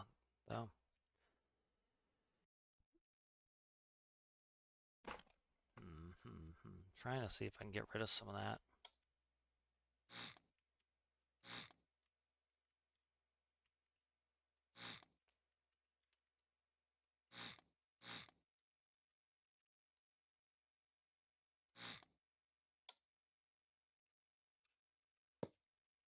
I'll figure it out here.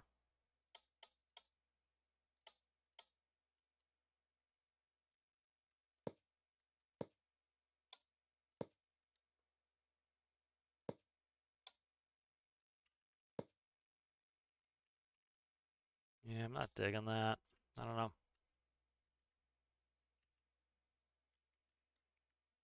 See what we can do here. Try to. I don't want to spend too much time doing this, just working on looks, but I'm trying to get the power up. That's going to be a 2 problem if I make it a 2 problem. So let's go.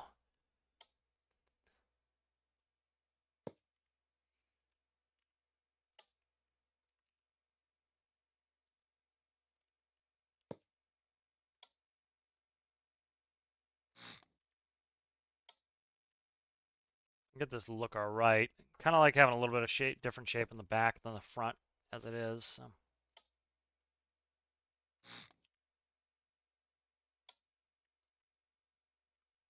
This could come out all right here.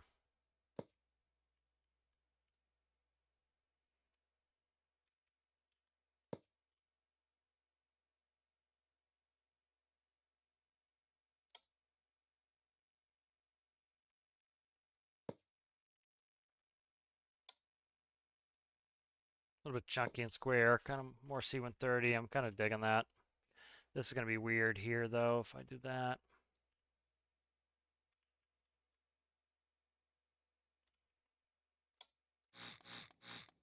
Try something here. Yeah, I like it.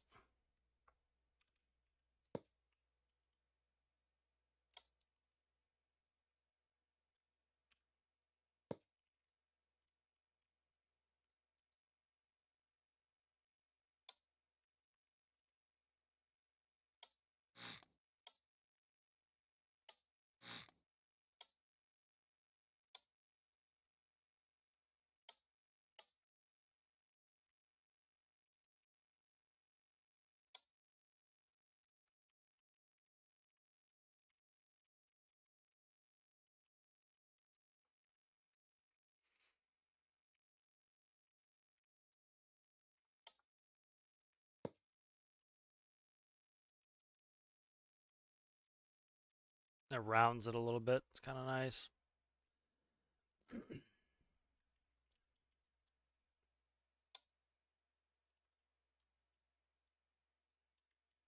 no components I need there. That's going to cause me problems. So let's copy that.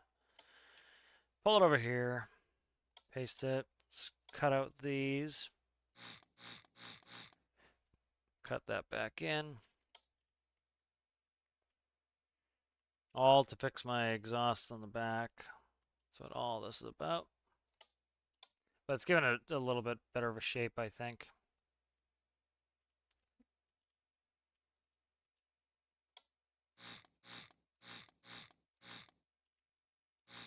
That is going to screw me there. How's that not screwed up? It is screwed up on this side. Okay, that's how. It's just, I just let it get screwed up on this side. Crap. Ah, all right.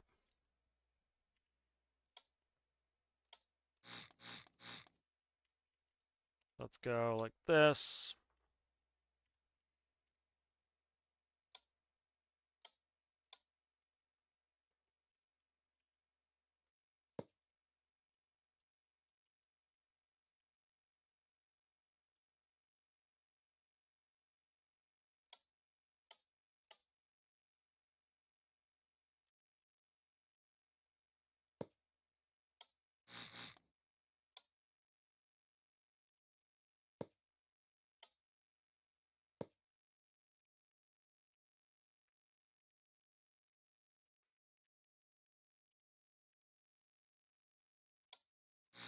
It's looking ultra fat now. Trying to spend a ton of time on this to make it look good, but it's I need to get in there and get this mechanically working as well. So it's kind of needs to be done if I want it to kind of be where I want it. So I'm just gonna play with it for a little bit here.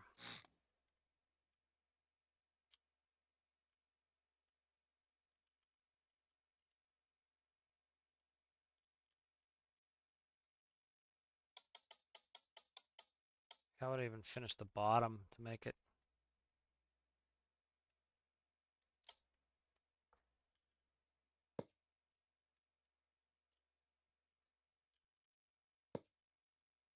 That's exposed. I don't like that, but that can come up and I can stick it in there.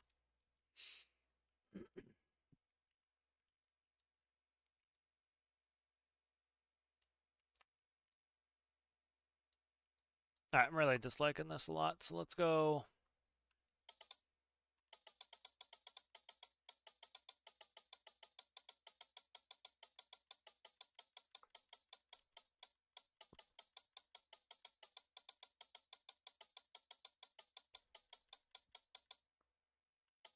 I did fly it. Did I fly it? I did fly it like this crap. All right. This is load the latest version. Let's save this in case I did something.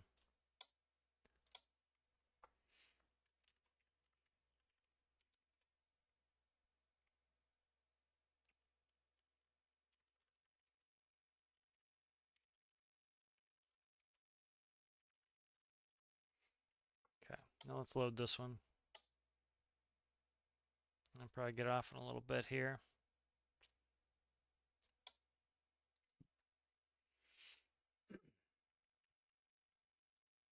All right, so here's where we're at. Square these up, definitely. These are too rounded and fat. That will help. I'm liking that. That's a little bit more pokey. It's kind of good. Let's get rid of that. Get rid of that. Let's go. Doesn't even need that. Go flush. And then I have space inside to cover that. That's fine. Okay. That's better. Engine is way too beaky in the front, and I have space to slide it forward, which is fine.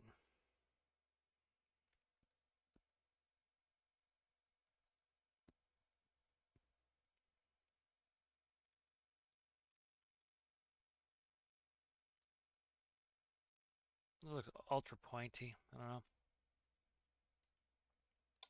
Definitely, then cut the stuff like that. That's helping the look.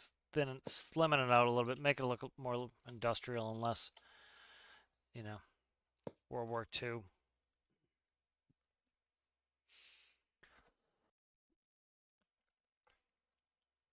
And then I could punch all of this forward 1 to get that space. So let's do that. Let's grab everything here because I want to power these up. I have the space to power these up and I want to do it. Right, so grab all of that, cut, bump it. Okay.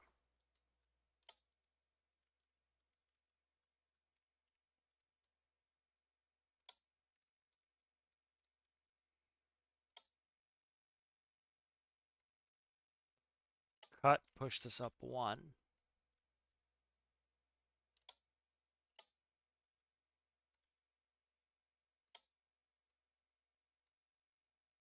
Copy that, push it back 3. Okay. A little bit of replumbing, but it's worth it now, I think. I need to see it with fresh eyes. I was getting two in there, and I was like, what the hell is this doing? Where did I put that? And like, as soon as I get some fresh eyes, I think it's coming along a lot faster and better anyway. So, Ultra, it was just overly thick, and it was just like kind of gross. Right. So that cuts through all my connections I need to remake. That's fuel, and then we have up here is going to be the generator and power segment, which I have I can tunnel through this and fix it up a little bit better. And then I can duplicate the engines all the way through. We'll just do the new hot engines. The new more powerful engines. That's what I mean by hot, is more powerful engines. Okay, and this prop can come back 1. What is that? That's a pipe.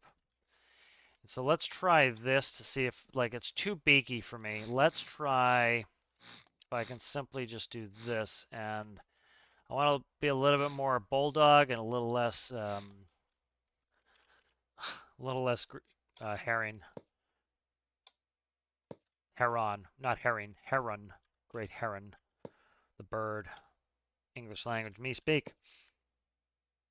Yeah, I think this rounded is the ticket. I like them to look a little different. Like, thematically, I kind of like the, RP a little bit for, my brand. This using just an upscaled engine of the stall plane, but, there's also kind of, I'm liking that rounder look a little bit, I think, on that.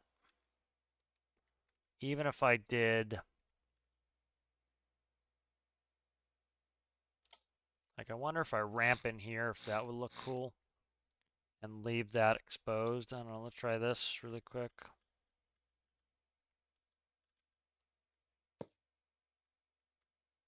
I'm digging that, I think.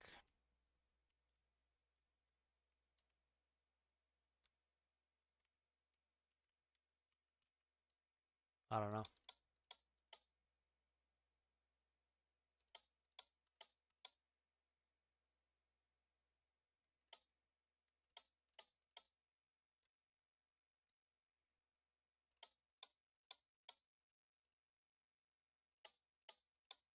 Keep it like this for now, and I'll change it later if I want.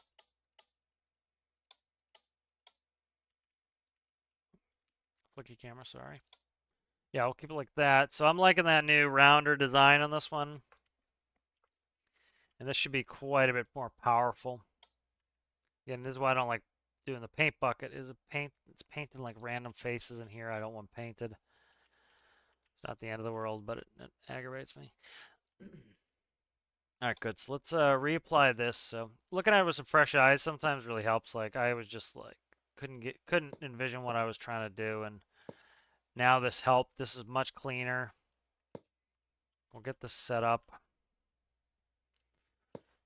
I'm going to take a slower approach to getting this thing powered up instead of 3.2 is only two gear ratios up, so it's not enormous. All right, so the nacelle is almost built here. Let's rebuild this. This nacelle is built because I really like the way the back of the engine looks. It tapers into these exhausts. I really like the look of that. So I liked that part, so I don't want to screw it up. And then the propeller, I want inlaid a little bit more, so it's going to go like that. Okay, let's merge this. And then we need to reroute this prop. So I can actually go, let's go gearbox here instead.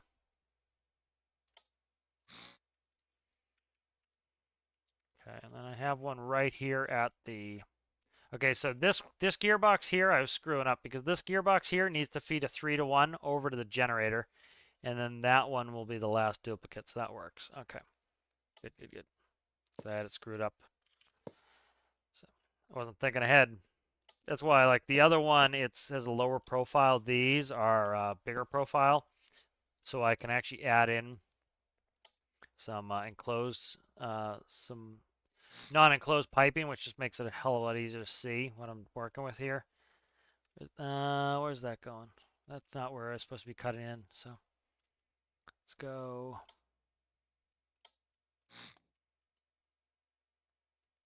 That can go, that can go. What do you? You can go, you can go, nope, you can't go. Okay. Trying to get rid of extraneous blocks here. Just have a bunch of blocks in here that I don't need that make it tough to tell what's going on here, like there. Because the other one was a tighter engine. All right, that is fits. That is going to need an up pipe. Give me an up pipe. Why is that getting this? That needs an up pipe here. All right, I'm starting to groove here, get where I want to be on this redesign of the engine. So there we go.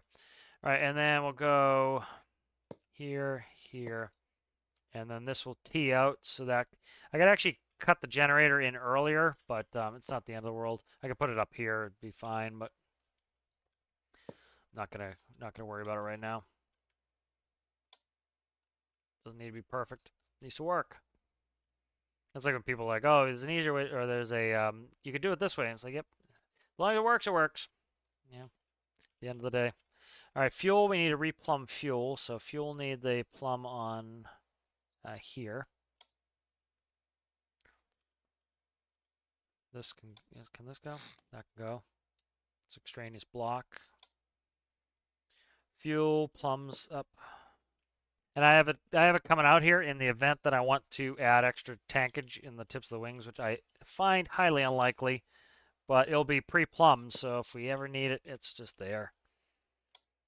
There is my fuel plumbage. All right, and then we'll put one of these there, and then we're good. All right, so that's done. Next, we need to hook up the second turbine we have here now. So this goes...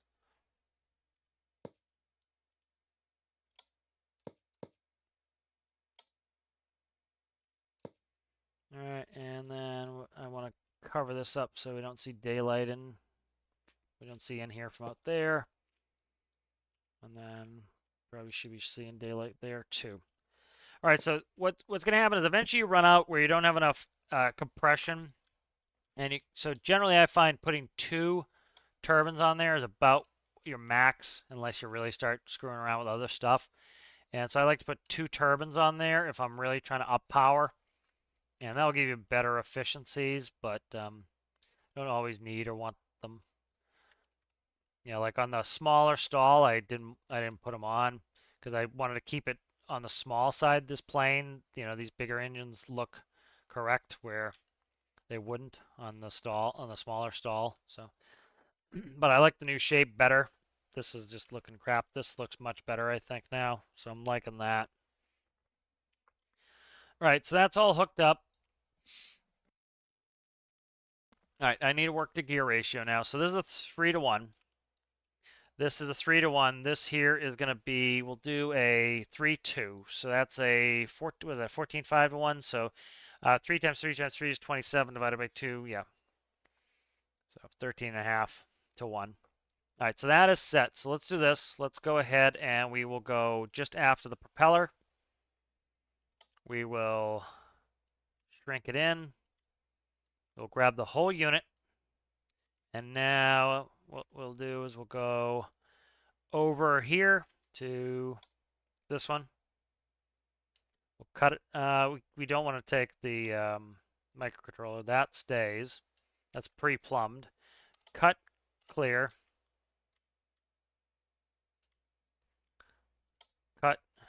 clear,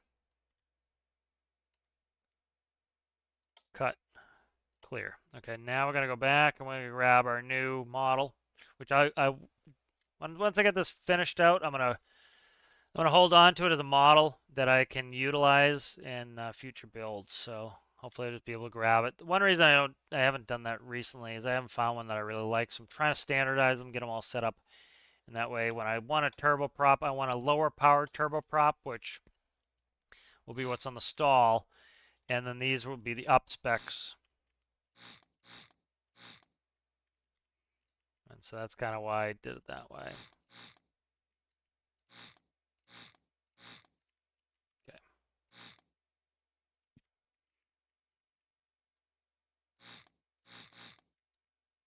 These look a little bit more like C-130 industrial, kind of square. Like World War II had a lot of like really rounded stuff. And this is a little bit more flattened out. Kind of like digging that. Should have had symmetry on for that. I've been careful with symmetry because these engines are not symmetrical. The actual internal workings, they're identical, so they're all turning because I want them to turn the same way and I want them on the same side because it like I was talking about earlier in the video, IRL they would make one model in fairing and they'd have all those. They wouldn't, as spares, they wouldn't be having, oh, these are left turnings and these are right turnings. They'd have them all the same. All right, props all set? Props, how did props get all set? I had to move these props. Are they in line? They're in line.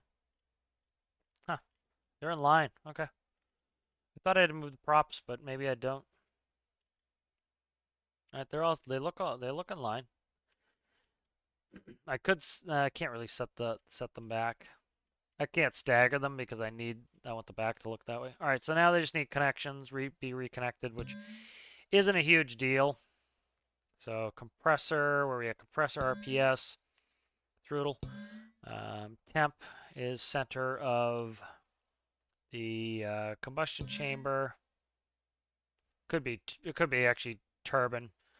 It would be ITT. It would be the inlet turbine temperature, so it would be jet turbine actually. Clutch is going to this clutch. AGL, we can plug it in. All right. AGL will plug in there. And then I'll fix this one here. I want temperature off of that for ITT. Not a big deal, but go in there. Throttle, that's all set. So this is the main one. This should be set up. RPS is going to go off of the compressor for N2. We have throttle. We have starter. Did I plug the starter on this one? I did. Okay, good. Temperature is going to come off the turbine.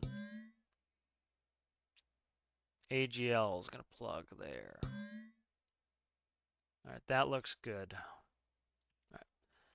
This one is going to be RPS off of the compressor.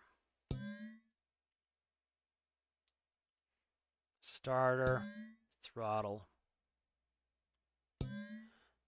Temp is coming off of the turbine. We have clutch going to this clutch here. AGL. And make sure all the clutches are plugged. This clutch did not get plugged. Alright, so it should be up and running. Let's go ahead. So these are the new up specs. So they have a higher gear ratio and they also are more powerful. So I like better than 171. And I was struggling to get enough power out of this sucker with full flap on landing. So we want to fix that. So I'm going to go out on my centers. Go notch of flaps, take the brakes off. We actually wouldn't take the brakes off while the engine's spooling, but there we go. That's a good sound. It started this time. So these are the new up-spec engines. All right, let's pop the brakes. This will leave this in a good spot when I get off. Is, you know, made some good progress on this. This is really shaping up. You know, I can do a lot of testing here. You see, it's It's not ultra complicated to start. I haven't gone to my electrical panel yet. That's usually what happens is I get to my electrical panel and I have to configure all the electricals to get us started. And it takes me too long to get started. And then I try to tune the autopilot, which should be pretty good at this point. Alright, and let's get the last engine started. So we should hopefully be more powerful now. So we're waiting on 4. There's 4 spinning.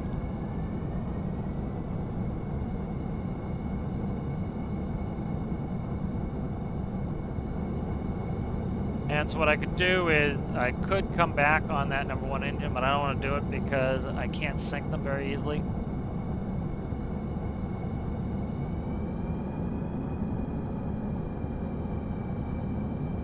Because I don't have the gauges hooked up. If I had the gauges hooked up, I could sync them up. Alright, there we go. Alright.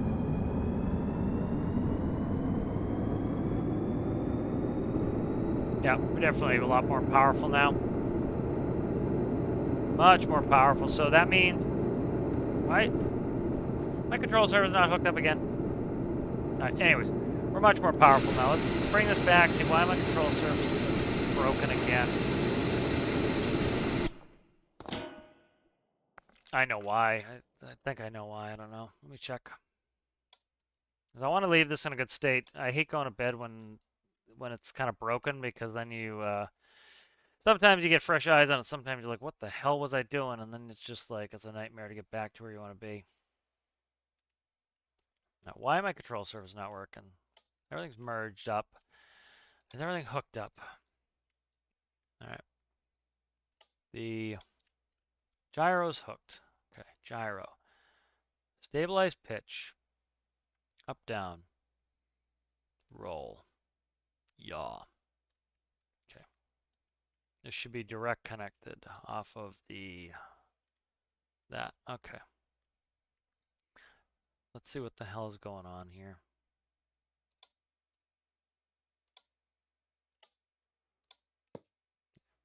I changed the way I did the combiner to read out individual inputs, and then I changed it again. So, like these now, I'll read all the way up. Oh, did I hook it up? I did. No, did I?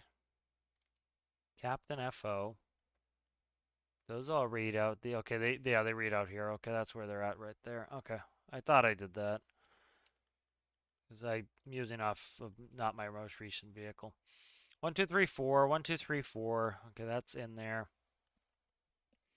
Decombiner. 1, 2, 3, 4. That works. All right, let's check the autopilot again, and then I'll do a quick control check. See why this isn't behaving itself. Because I didn't save it. Okay, that's fine. Go ahead and fix it. I didn't save it. I backtracked and I wasn't at this point yet, so fix it. All right. 2, 3, and then 4 I'm not using, so I don't need it right now. All right, 1 is AD roll. Okay. 2. 2 is WS.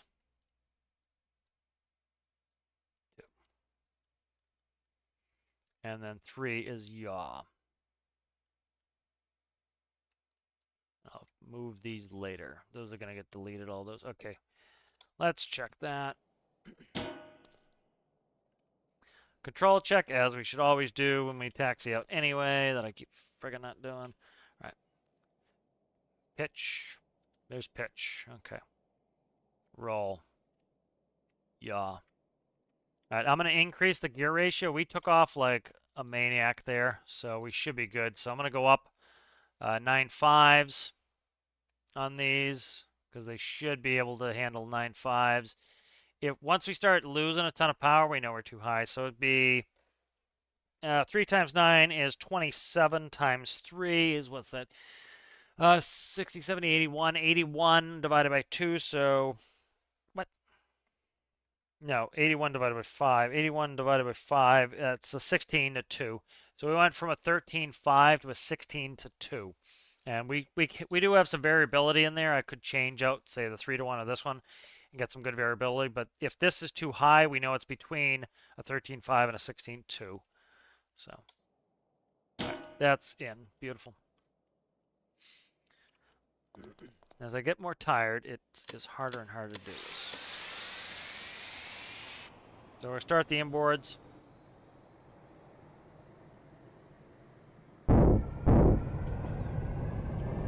All right, those are up and running. We're gonna go flaps, brakes, and let's get moving. All right, control check was done already. I'm yawing, I'm rolling, and I'm pitching. Okay, good. All right, now let's start. We're gonna start the outboard because I need to turn left anyway.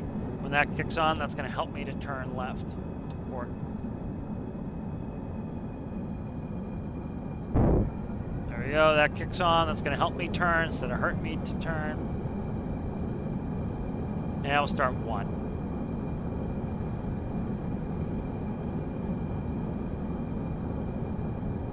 And IRL, you'd want to wait a minute for the engine to heat up, but for the turbine to heat up, but we don't need to worry about it in this. All right, so we have a notch of flaps. I'm gonna definitely need anti-flap in this. Let's go. Airspeed alive. V1, rotate. Definitely a lot faster now. This is a lot of power we have now. So I'm gonna keep gearing these up because I don't want ridiculous speeds out of this. I want efficiency. Because the 4 jets can be super fuel hungry, so I don't want that. I would rather go to efficiency's sake. So let's trim. So there's 183 without any prop change. So if we start to lose a ton of speed, like you notice right there, my p-value is too high on my pitch, on my gyro. Geez. So I need to decrease sensitivity on the pitch. That's the only one doing it, so we'll fix that. 182. Let's start bringing the speed back. Let's see, do we slow down or speed up? We should speed up, and then we should slow down. If we don't, I know 16.2 is too high. I don't want it there.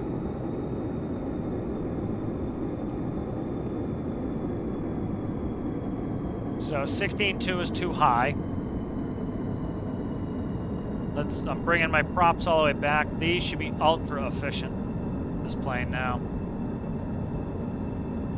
Because like my RPS is probably in the basement. And we're at full blades.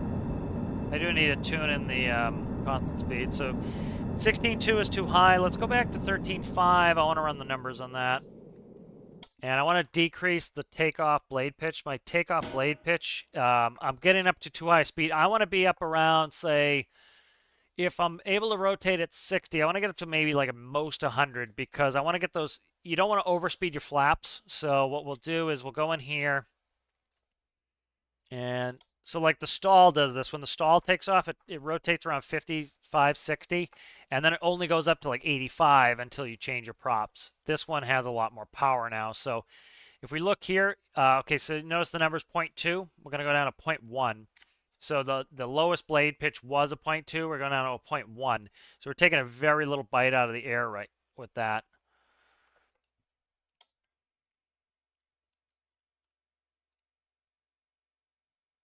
I'd like to break 200 knots. And then I want to be able to drag it down to efficiency. So let's go. We're a little bit, 16.2 was too much. So what am I doing here? Get in there. What the hell is my props? I'm in the gear panel instead of being in the engine panel. I was wondering why they wasn't looking right. So right there, I should put this as a function so I can tune these in outside the panel. I'll do that later.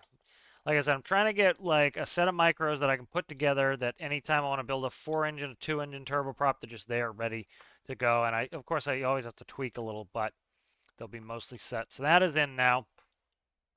Let's go back to 13.5s. Give that a proper test, 13.5s. So it's 3 times 3 is 9 times 3 is 27 divided by 2 is 13.5. And then we were at 16.5 the last time. So we are 16.2, I think. With 81. 81 divided by 81 divided by 5. All right, let's just bang them all on here.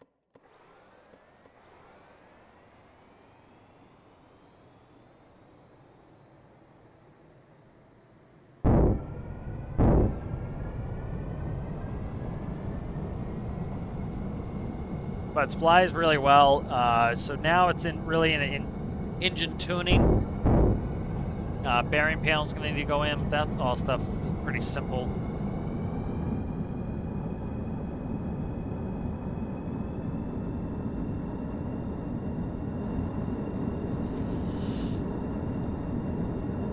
Really flying well. It's yeah, comes together pretty quickly now for me.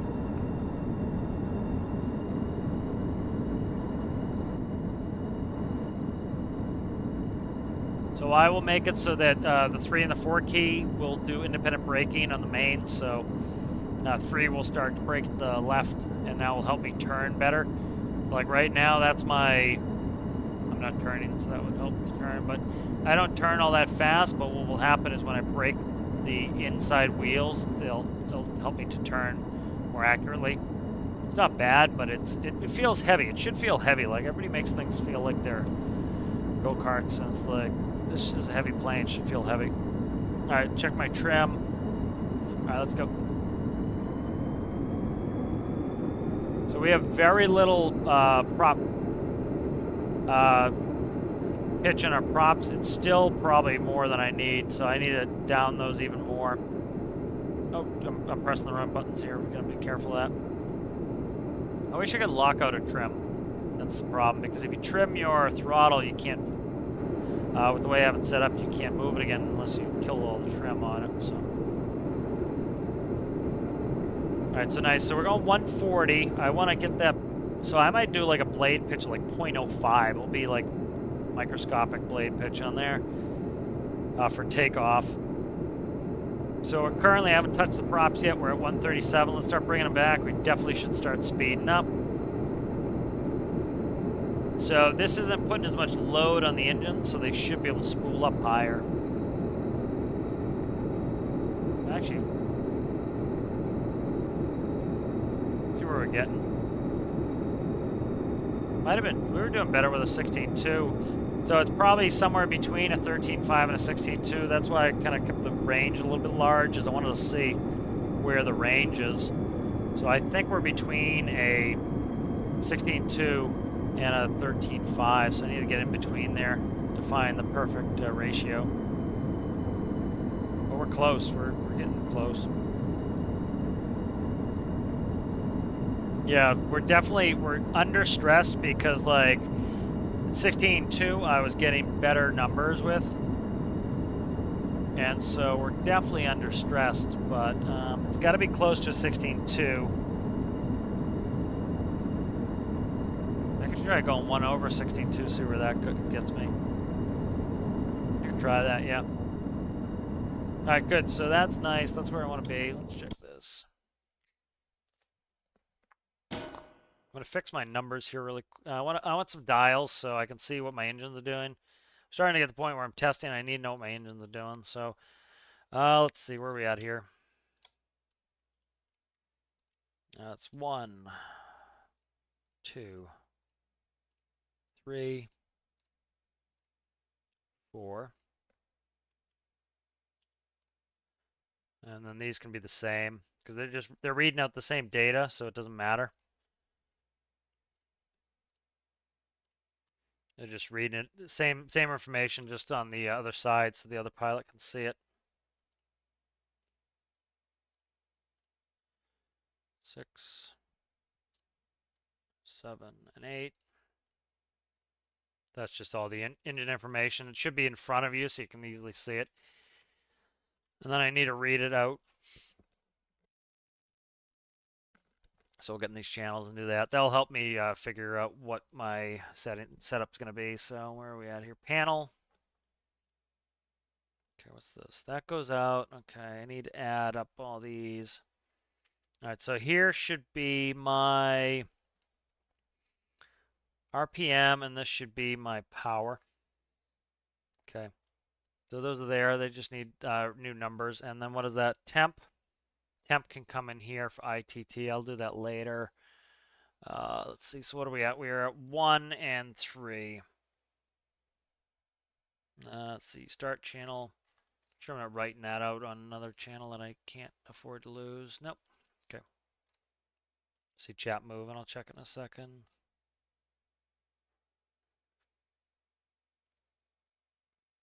And then I need to disconnect this or it's going to cause problems. So let's just do... I'll just get that one off for now. That ITT I'm going to do separately.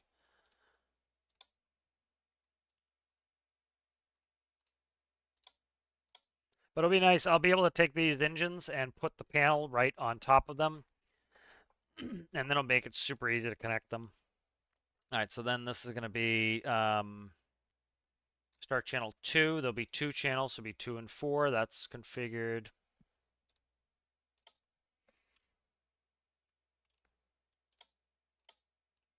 And then this will be, what do we have? 5. This will be 2 count. That'll be 5 and 7. Nope, sorry. It needs to be 3s. They all need to be 3s. I'm screwing it up. Okay. Because I need to skip a digit on them. Make sure it's 5 still. 5, 3. Yep, okay, good. That was a good catch now because I'd be like, what the hell are they doing?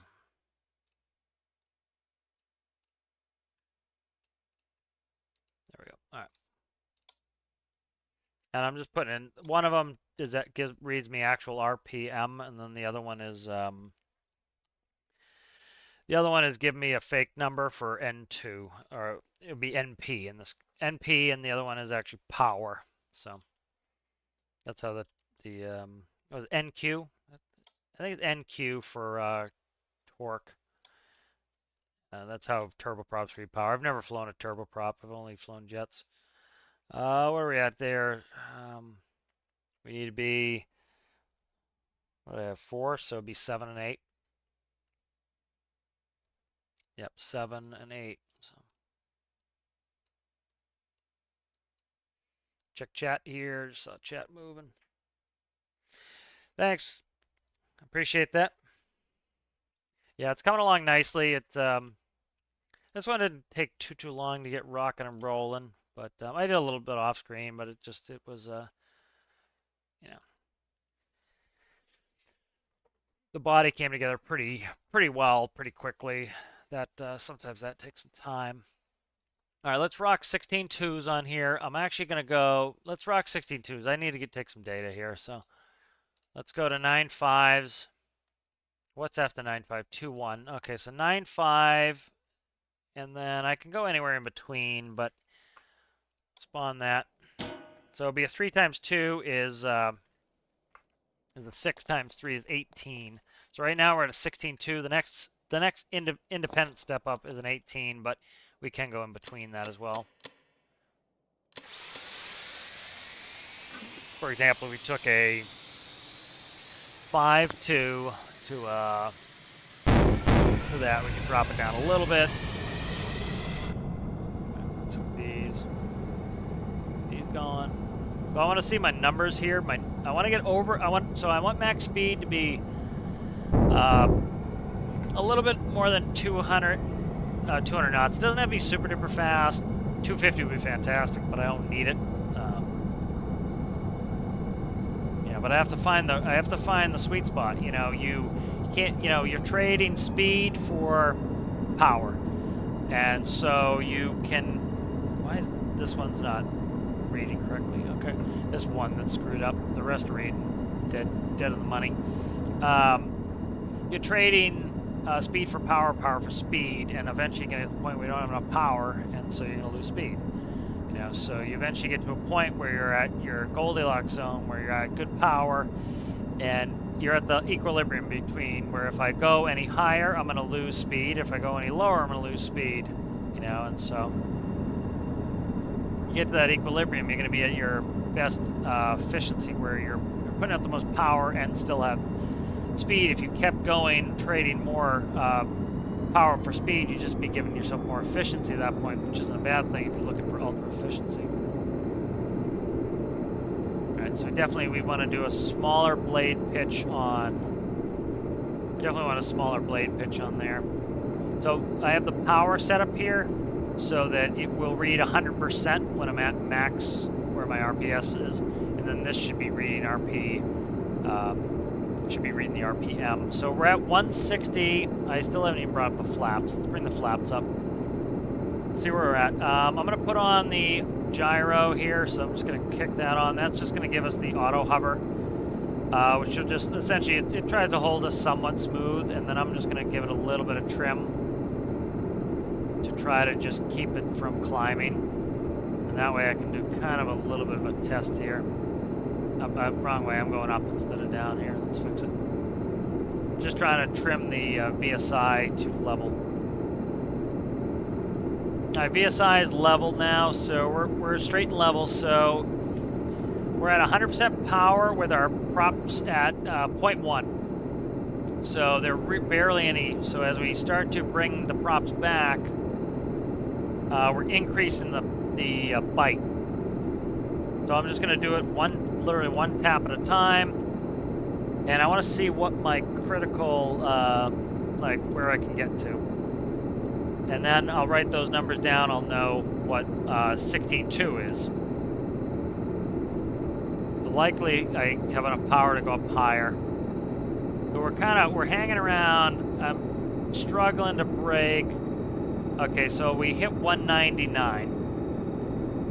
So at a 16.2, at a 16.2 to 1, we hit a max of 199. All right, now all I really care about now is as I bring the props back, I'm gonna just go slower and slower because I'm overloading them, and that's putting more load in the engines, which is causing them to slow down, which is causing me to be more efficient. Taking a bigger bite out of the air, my speed will go down. But my speed, let's say my speed goes down 25%, but my fuel efficiency might go up by 50%. So it's still worth doing that. So like 137, not screaming. It's not 199. We're going. Let's do a percentage off that. So 199 divided by 137 divided by 199. Is that? So we're doing 68% of the speed that we were doing. I can't read RPS properly. I didn't hook it up right. This one's actually probably right. So that's probably right. Because we divided that by 60. So 60%, let's see, what are we at there? 229 divided by 60. That's 3.81 RPS. So we're down to 3.81 RPS. So really, I could go a little bit lower, but this doesn't look bad. So we're at 3.81 RPS. Okay, so now what we want to do. So that's I'm just going to put the speed. So that's knots. And then we're at 3.81 RPS. Nope, I don't want to do it there. So at 137, so I'm putting my max speed and I'm putting my max efficiency. My max efficiency is 137 at 3.81 RPS rather. Did I convert it? And now I'm going to start going prop forward until I get back up around 199, and we'll see the relationship. Like if we were to graph this, you'd see that you're losing a lot more RPS than you're losing speed. Therefore, you're not losing all that much speed, but you're gaining an enormous amount of efficiency. And so your fuel burn goes down, and it might take you, what, an extra minute to get there? Like, if you were going like a 10-hour flight, yeah, that would be worth doing because it would be like an extra 5-hour flight. You know, it'd be another 40% on there. You know, so it'd be another, 4 hours. But if you're going short distances like in game, it might be another 2 or 3 minutes, and you'll save a huge amount of fuel, so that can make it so that it's actually worthwhile doing the mission by going a little bit slower. So, hand-operated submarine is fully functional. Oh, that's good. Yeah, I was going to say post it in Showcase so you can see it. Sounds good. Sounds good. do a test. Yeah, let me know if you can post in there. I don't know if I made release builds where everybody can post in there. Let me check. It should be. I was doing it as just mine. I might change that to captain's releases and make one for all of you guys that you can release it as well. That way, just like if somebody's like, you know, I can't find your builds, I can give them that channel with all of mine. So I don't know if I changed the permissions. Let me check it. I'll make you guys a channel. Yeah, you guys, let me see, create invites. Yeah, so you guys can't post in that one. Let me add one. I'll make one right now. So make it a text chat. It'll be community builds.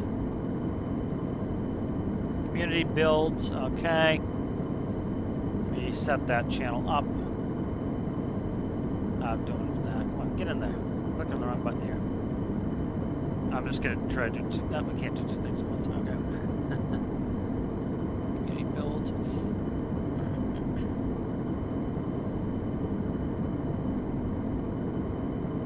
I'll do builds community because it's I don't know if you can even see it. Because it cuts it off on certain things. Let me change the permissions here. Yeah, I have to change saves. What is it doing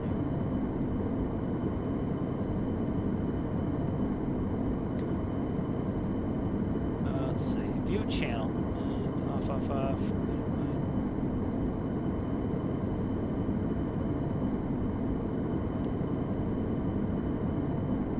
Okay, so there's a new channel there. It is builds/community. That's for you guys. Let me move mine.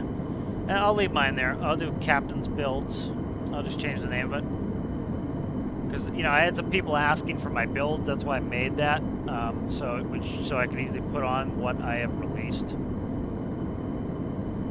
my god, let's make it retype the word.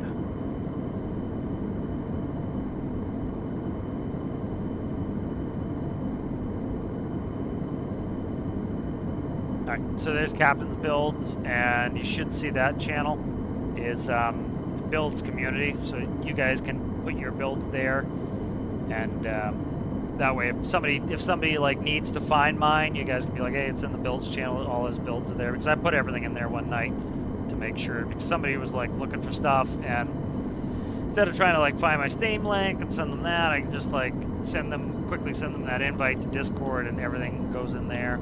Alright, so next thing I'm going to do here is I'm dialing back my props. Nope, I'm sorry. I'm supposed to be pushing them forward. Forgot what I was doing. Got distracted. So I'm going to push this back up to like 199. I'd like to just break 200. It's a psychological barrier.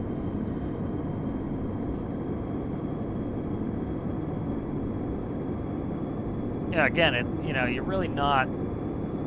generally, if I'm operating game, especially if this is a 4-engine turboprop, it's worth me knocking the speed down, because unless I'm doing something for myself, like moving a ton of fuel, and I'm just trying to get there fast, like a rescue, you might benefit getting there fast just because you save the lives, but, because the time might be running out, but generally I'm going to go to max efficiency because, lose an extra 50% of what the rescue's worth, So let's try to get up around 199. So you see how precise it is, like, there, so up, down, right there.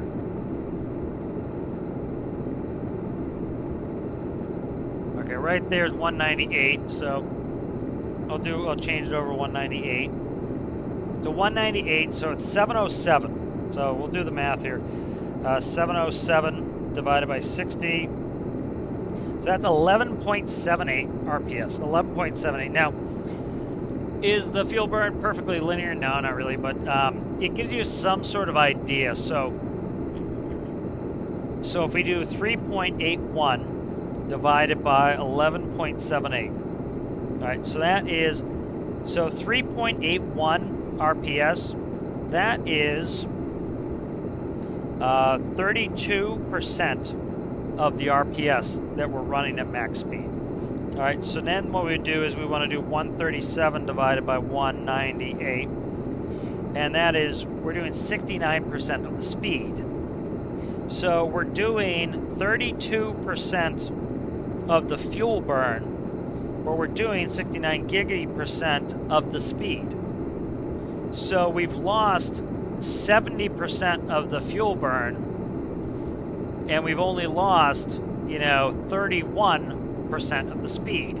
So this is why setting your props up like this, and why, running an efficiency setting like this, I'm only, if I went full balls to the wall to go fast, I'm only getting an extra 31% of the speed. But I'm burning, I'm bringing up the fuel burn by potentially 78% to get that tiny little bit of extra speed. So it's not worth it. It's better to run at max efficiency. And the difference is, again, what are we talking here? Speed difference. Let's go 98 minus 37. 61 knots. Like I said, if you had a 10-hour flight, that's 610 nautical miles. That's going to take you another 6 hours. Yeah, that's worth speeding up. Potentially. You probably need a fuel stop anyway. But, if you're going a short distance, absolutely go max efficiency at all times. That's even like when we used to do a short distance, like we go to Chicago, Green Bay, we would go up high because the turbines were much more efficient at high altitude.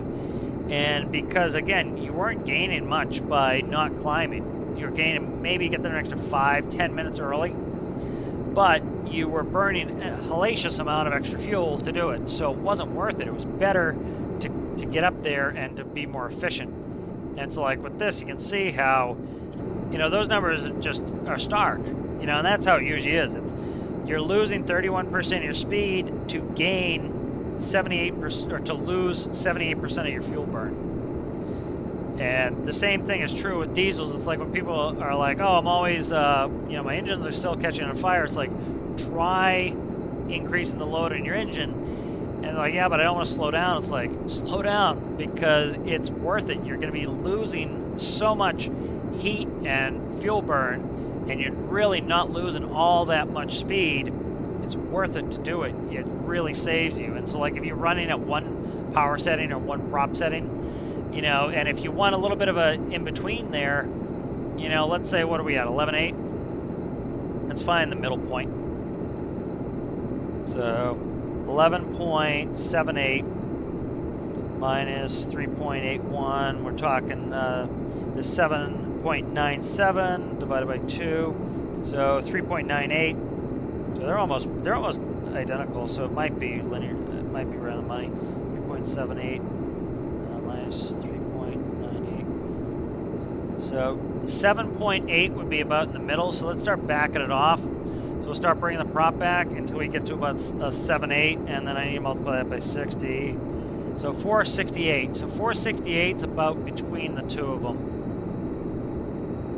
Let's go to 468.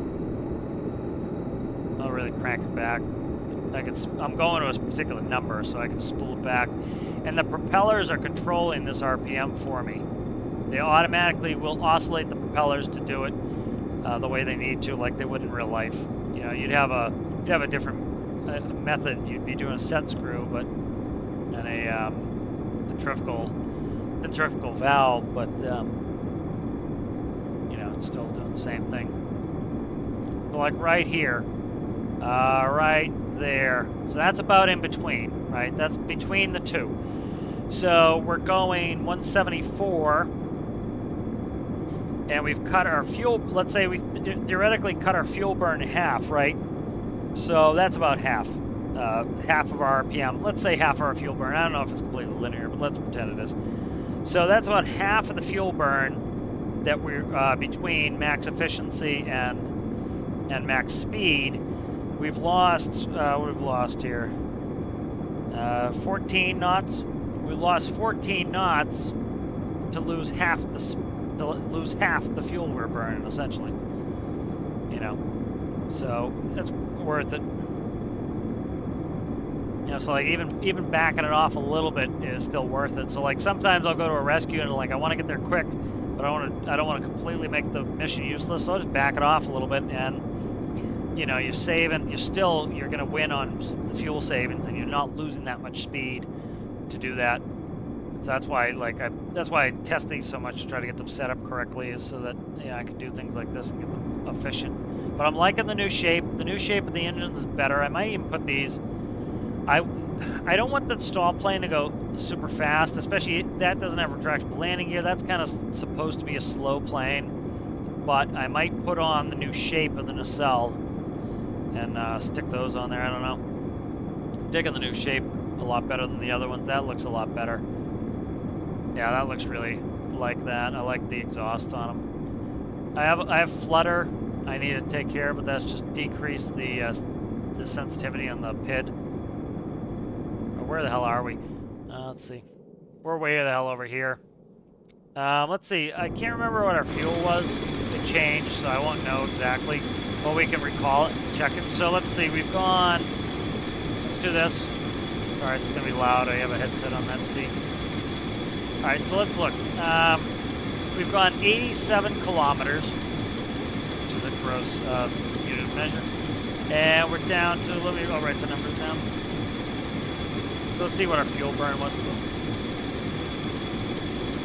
So 87 kilometers, 87 km, and we have, what's our end fuel here? 15,914, 15,914, 15,914. All right, let's bring it back. Double check that. 15,914. What the hell are we here? Yep, 15,914. I don't have anything set to it. I do have a 51. Never mind. That screwed all that up. When did that went on when I was testing or checking the engines. The numbers didn't change. The jets, because you're not supercharging a jet, it doesn't really matter. You're not able to get your compression up. You notice the numbers didn't change. So the numbers are fine, but my fuel burn's borked. But I can't check the fuel burn, but the engine performance should be the same. Like here, let's bring the props all the way back. Should go back down to 137, because those are going to run pretty linear. Those are going to run the same because we're not really forcing extra compression in, I don't believe. So we should be around 137 on props all the way back. Yep, there it is. And so, like, the other thing we'll talk about right before I get off here is, like, if I go full prop, that is ultra inefficient. This is the least efficient. So it is more efficient for us to go max speed than it is to go prop full forward. So prop is full forward now, okay? Prop is all the way forward. All right. So with the prop all the way forward, we are at 170 knots. And we are at 725. Let's get an RPS on that. 725 by 60. 12. So we have gained. So we're going. What is that? 28 knots slower to burn more fuel. That's why you don't want to stay in that takeoff configuration or landing configuration very long, because we are going 28 knots slower to burn more fuel. So there's no point in running this, our takeoff prop setting. There's none whatsoever. This is the whole point of having a takeoff prop setting, is so that you can very easily change speed. Like, watch how quickly I can, see how precisely I can change speed. And that's because, okay, we're coming in, oh my god, we're getting slow, stall. I can see how quickly the needle moves. As we go back on the, I need to do the test different here. So that's what I was talking about. You want low pitch, high RPM. Notice how quickly I can change speed. Okay, watch the needle. There's me changing speed. Now I'm going to dump in full prop, which is the worst case scenario. So if I dump in full prop, because the blade pitch is large and is really taking a big bite of the air, it is moving a lot of air. It's going to be hard to change speed. So there's our max speed. Now let's try to do a quick down up. There's me it's going to take a while. I need to get... Okay, so there it is there. There's me pulling off energy. Here's me putting energy back on. See how much slower that needle moves up? It's bringing the energy off again. So let's put it back on. See how slow it goes? That's a good visual representation of why you do not want to have like a big prop bite when you're landing, okay? You're coming down here, right? You're landing, okay? You get a gust of wind or whatever, you're just not paying attention, and you start to stall. So let's say 120 is stall. Oh my god, stall. Full throttle. See how long it took me to get back over 120? Alright, we'll do the same test here. Again, we'll go prop full forward. So here comes prop full forward. And we're gonna have to, we'll set a new number for it. So we'll say like 160 is stall. All right, so we're getting slow, Okay, 160, okay, up, stall. See how quickly we're able to bring it up? That's the whole reason why you do that low prop pitch, is it's very easy for me to quickly bring that power back in. So you stall, bang the thrust in, and you'll almost instantly get back up over that and not crash. If you're taking too much of a bite, you're not gonna have enough energy to do it. You just don't have enough oomph in the engine to do it. And so that's why you do that. But let's recall this. I think we'll call it a night there. So I hope you guys enjoyed this. This is coming along really well. So this is going to be my vehicle transporter. And so, you know, like I usually like to do is I don't want something that does everything perfectly, or else I would never build another vehicle. And so this really helps me to... This really helps me to get another cool vehicle that I want to use. Like, for example, I still want to use the Seagull. I still want to use my stall airplane. I still want to use Night Owl. You know, all these different craft. Like, I still want to use the Insect, which is one of my small cars. And one of the reasons I haven't used this somebody was talking about Citrus's build looking like a Mazda Miata. So I want to put a picture up of this. This was modeled after a Miata. You know, my mother's had 3 Miatas, and I've had one that was one of her old ones when I was my second car. And you know, they're awesome little cars, and I love this build. This was a cool little build. It's it can do rescues and everything else, but the issue with it was I had nothing to, like, I couldn't put it in a plane, even though it's tiny. And so it's like, I want to be able to put this on a plane. This will fit in this new plane. So I could take this and something else. And so somebody was asking if I'm going to, like, stop teleporting my vehicles. I still need to put them in the workbench, but what I might do is this. I might keep a list of where my vehicles are. And the only way I can get that vehicle is to actually go there. And so that's a thought, is to actually make myself go there. And so, like, okay, the Insect is at Draymore. If I want to use the Insect, I have to fly it to Draymore and pick it up and bring it. But I don't know how much I want to do that, because kind of it's like, if I'm feeling like using a car, I want to use it. But, you know, so like this build can now be used again. So like this gives me some utility, but it's a 4-engine plane. It's going to eat fuel like crazy, even though it's, you know, like I showed you, it's pretty efficient. It's still going to eat a lot of fuel to like move a car around. So, you know, it has its limitations. If I don't need something this big, I'm not going to take it. It's a lot more fuel efficient for me to take the stall plane if that will fulfill the job I need to do. This also has a very large wingspan. The likelihood of me hitting the tail on the surface landing is much higher. If you look at like the tail of this plane, like I even raised it, like it's a block higher than here. So like here, and then it goes up even more. And that was to keep its length. I could shorten it to get the tail in, but you know, and you have to put the wheels just after the center of gravity. They can't go too far back. You'll never be able to rotate. And so they're right where they're supposed to be. And so, you know, this thing, like imagine trying to land this in a hilly terrain. The likelihood you hit the tail and cause damage is large. The likelihood you're going to hit the wing on something. So it's much more, you know, it makes much more sense to take the Ant 2, which is, let's see, Ant 2. Is it really that far back? There is. So it's much smaller. So less likely to hit the tail. This has nice rugged suspension. can handle that well, or to take the stall plane. Those are designed to, and I've done them in some of the videos, like much shorter wingspan. This has big rugged tires. You notice right here is where the wheels are, and they're actually a little bit further back from the center of gravity than the other one.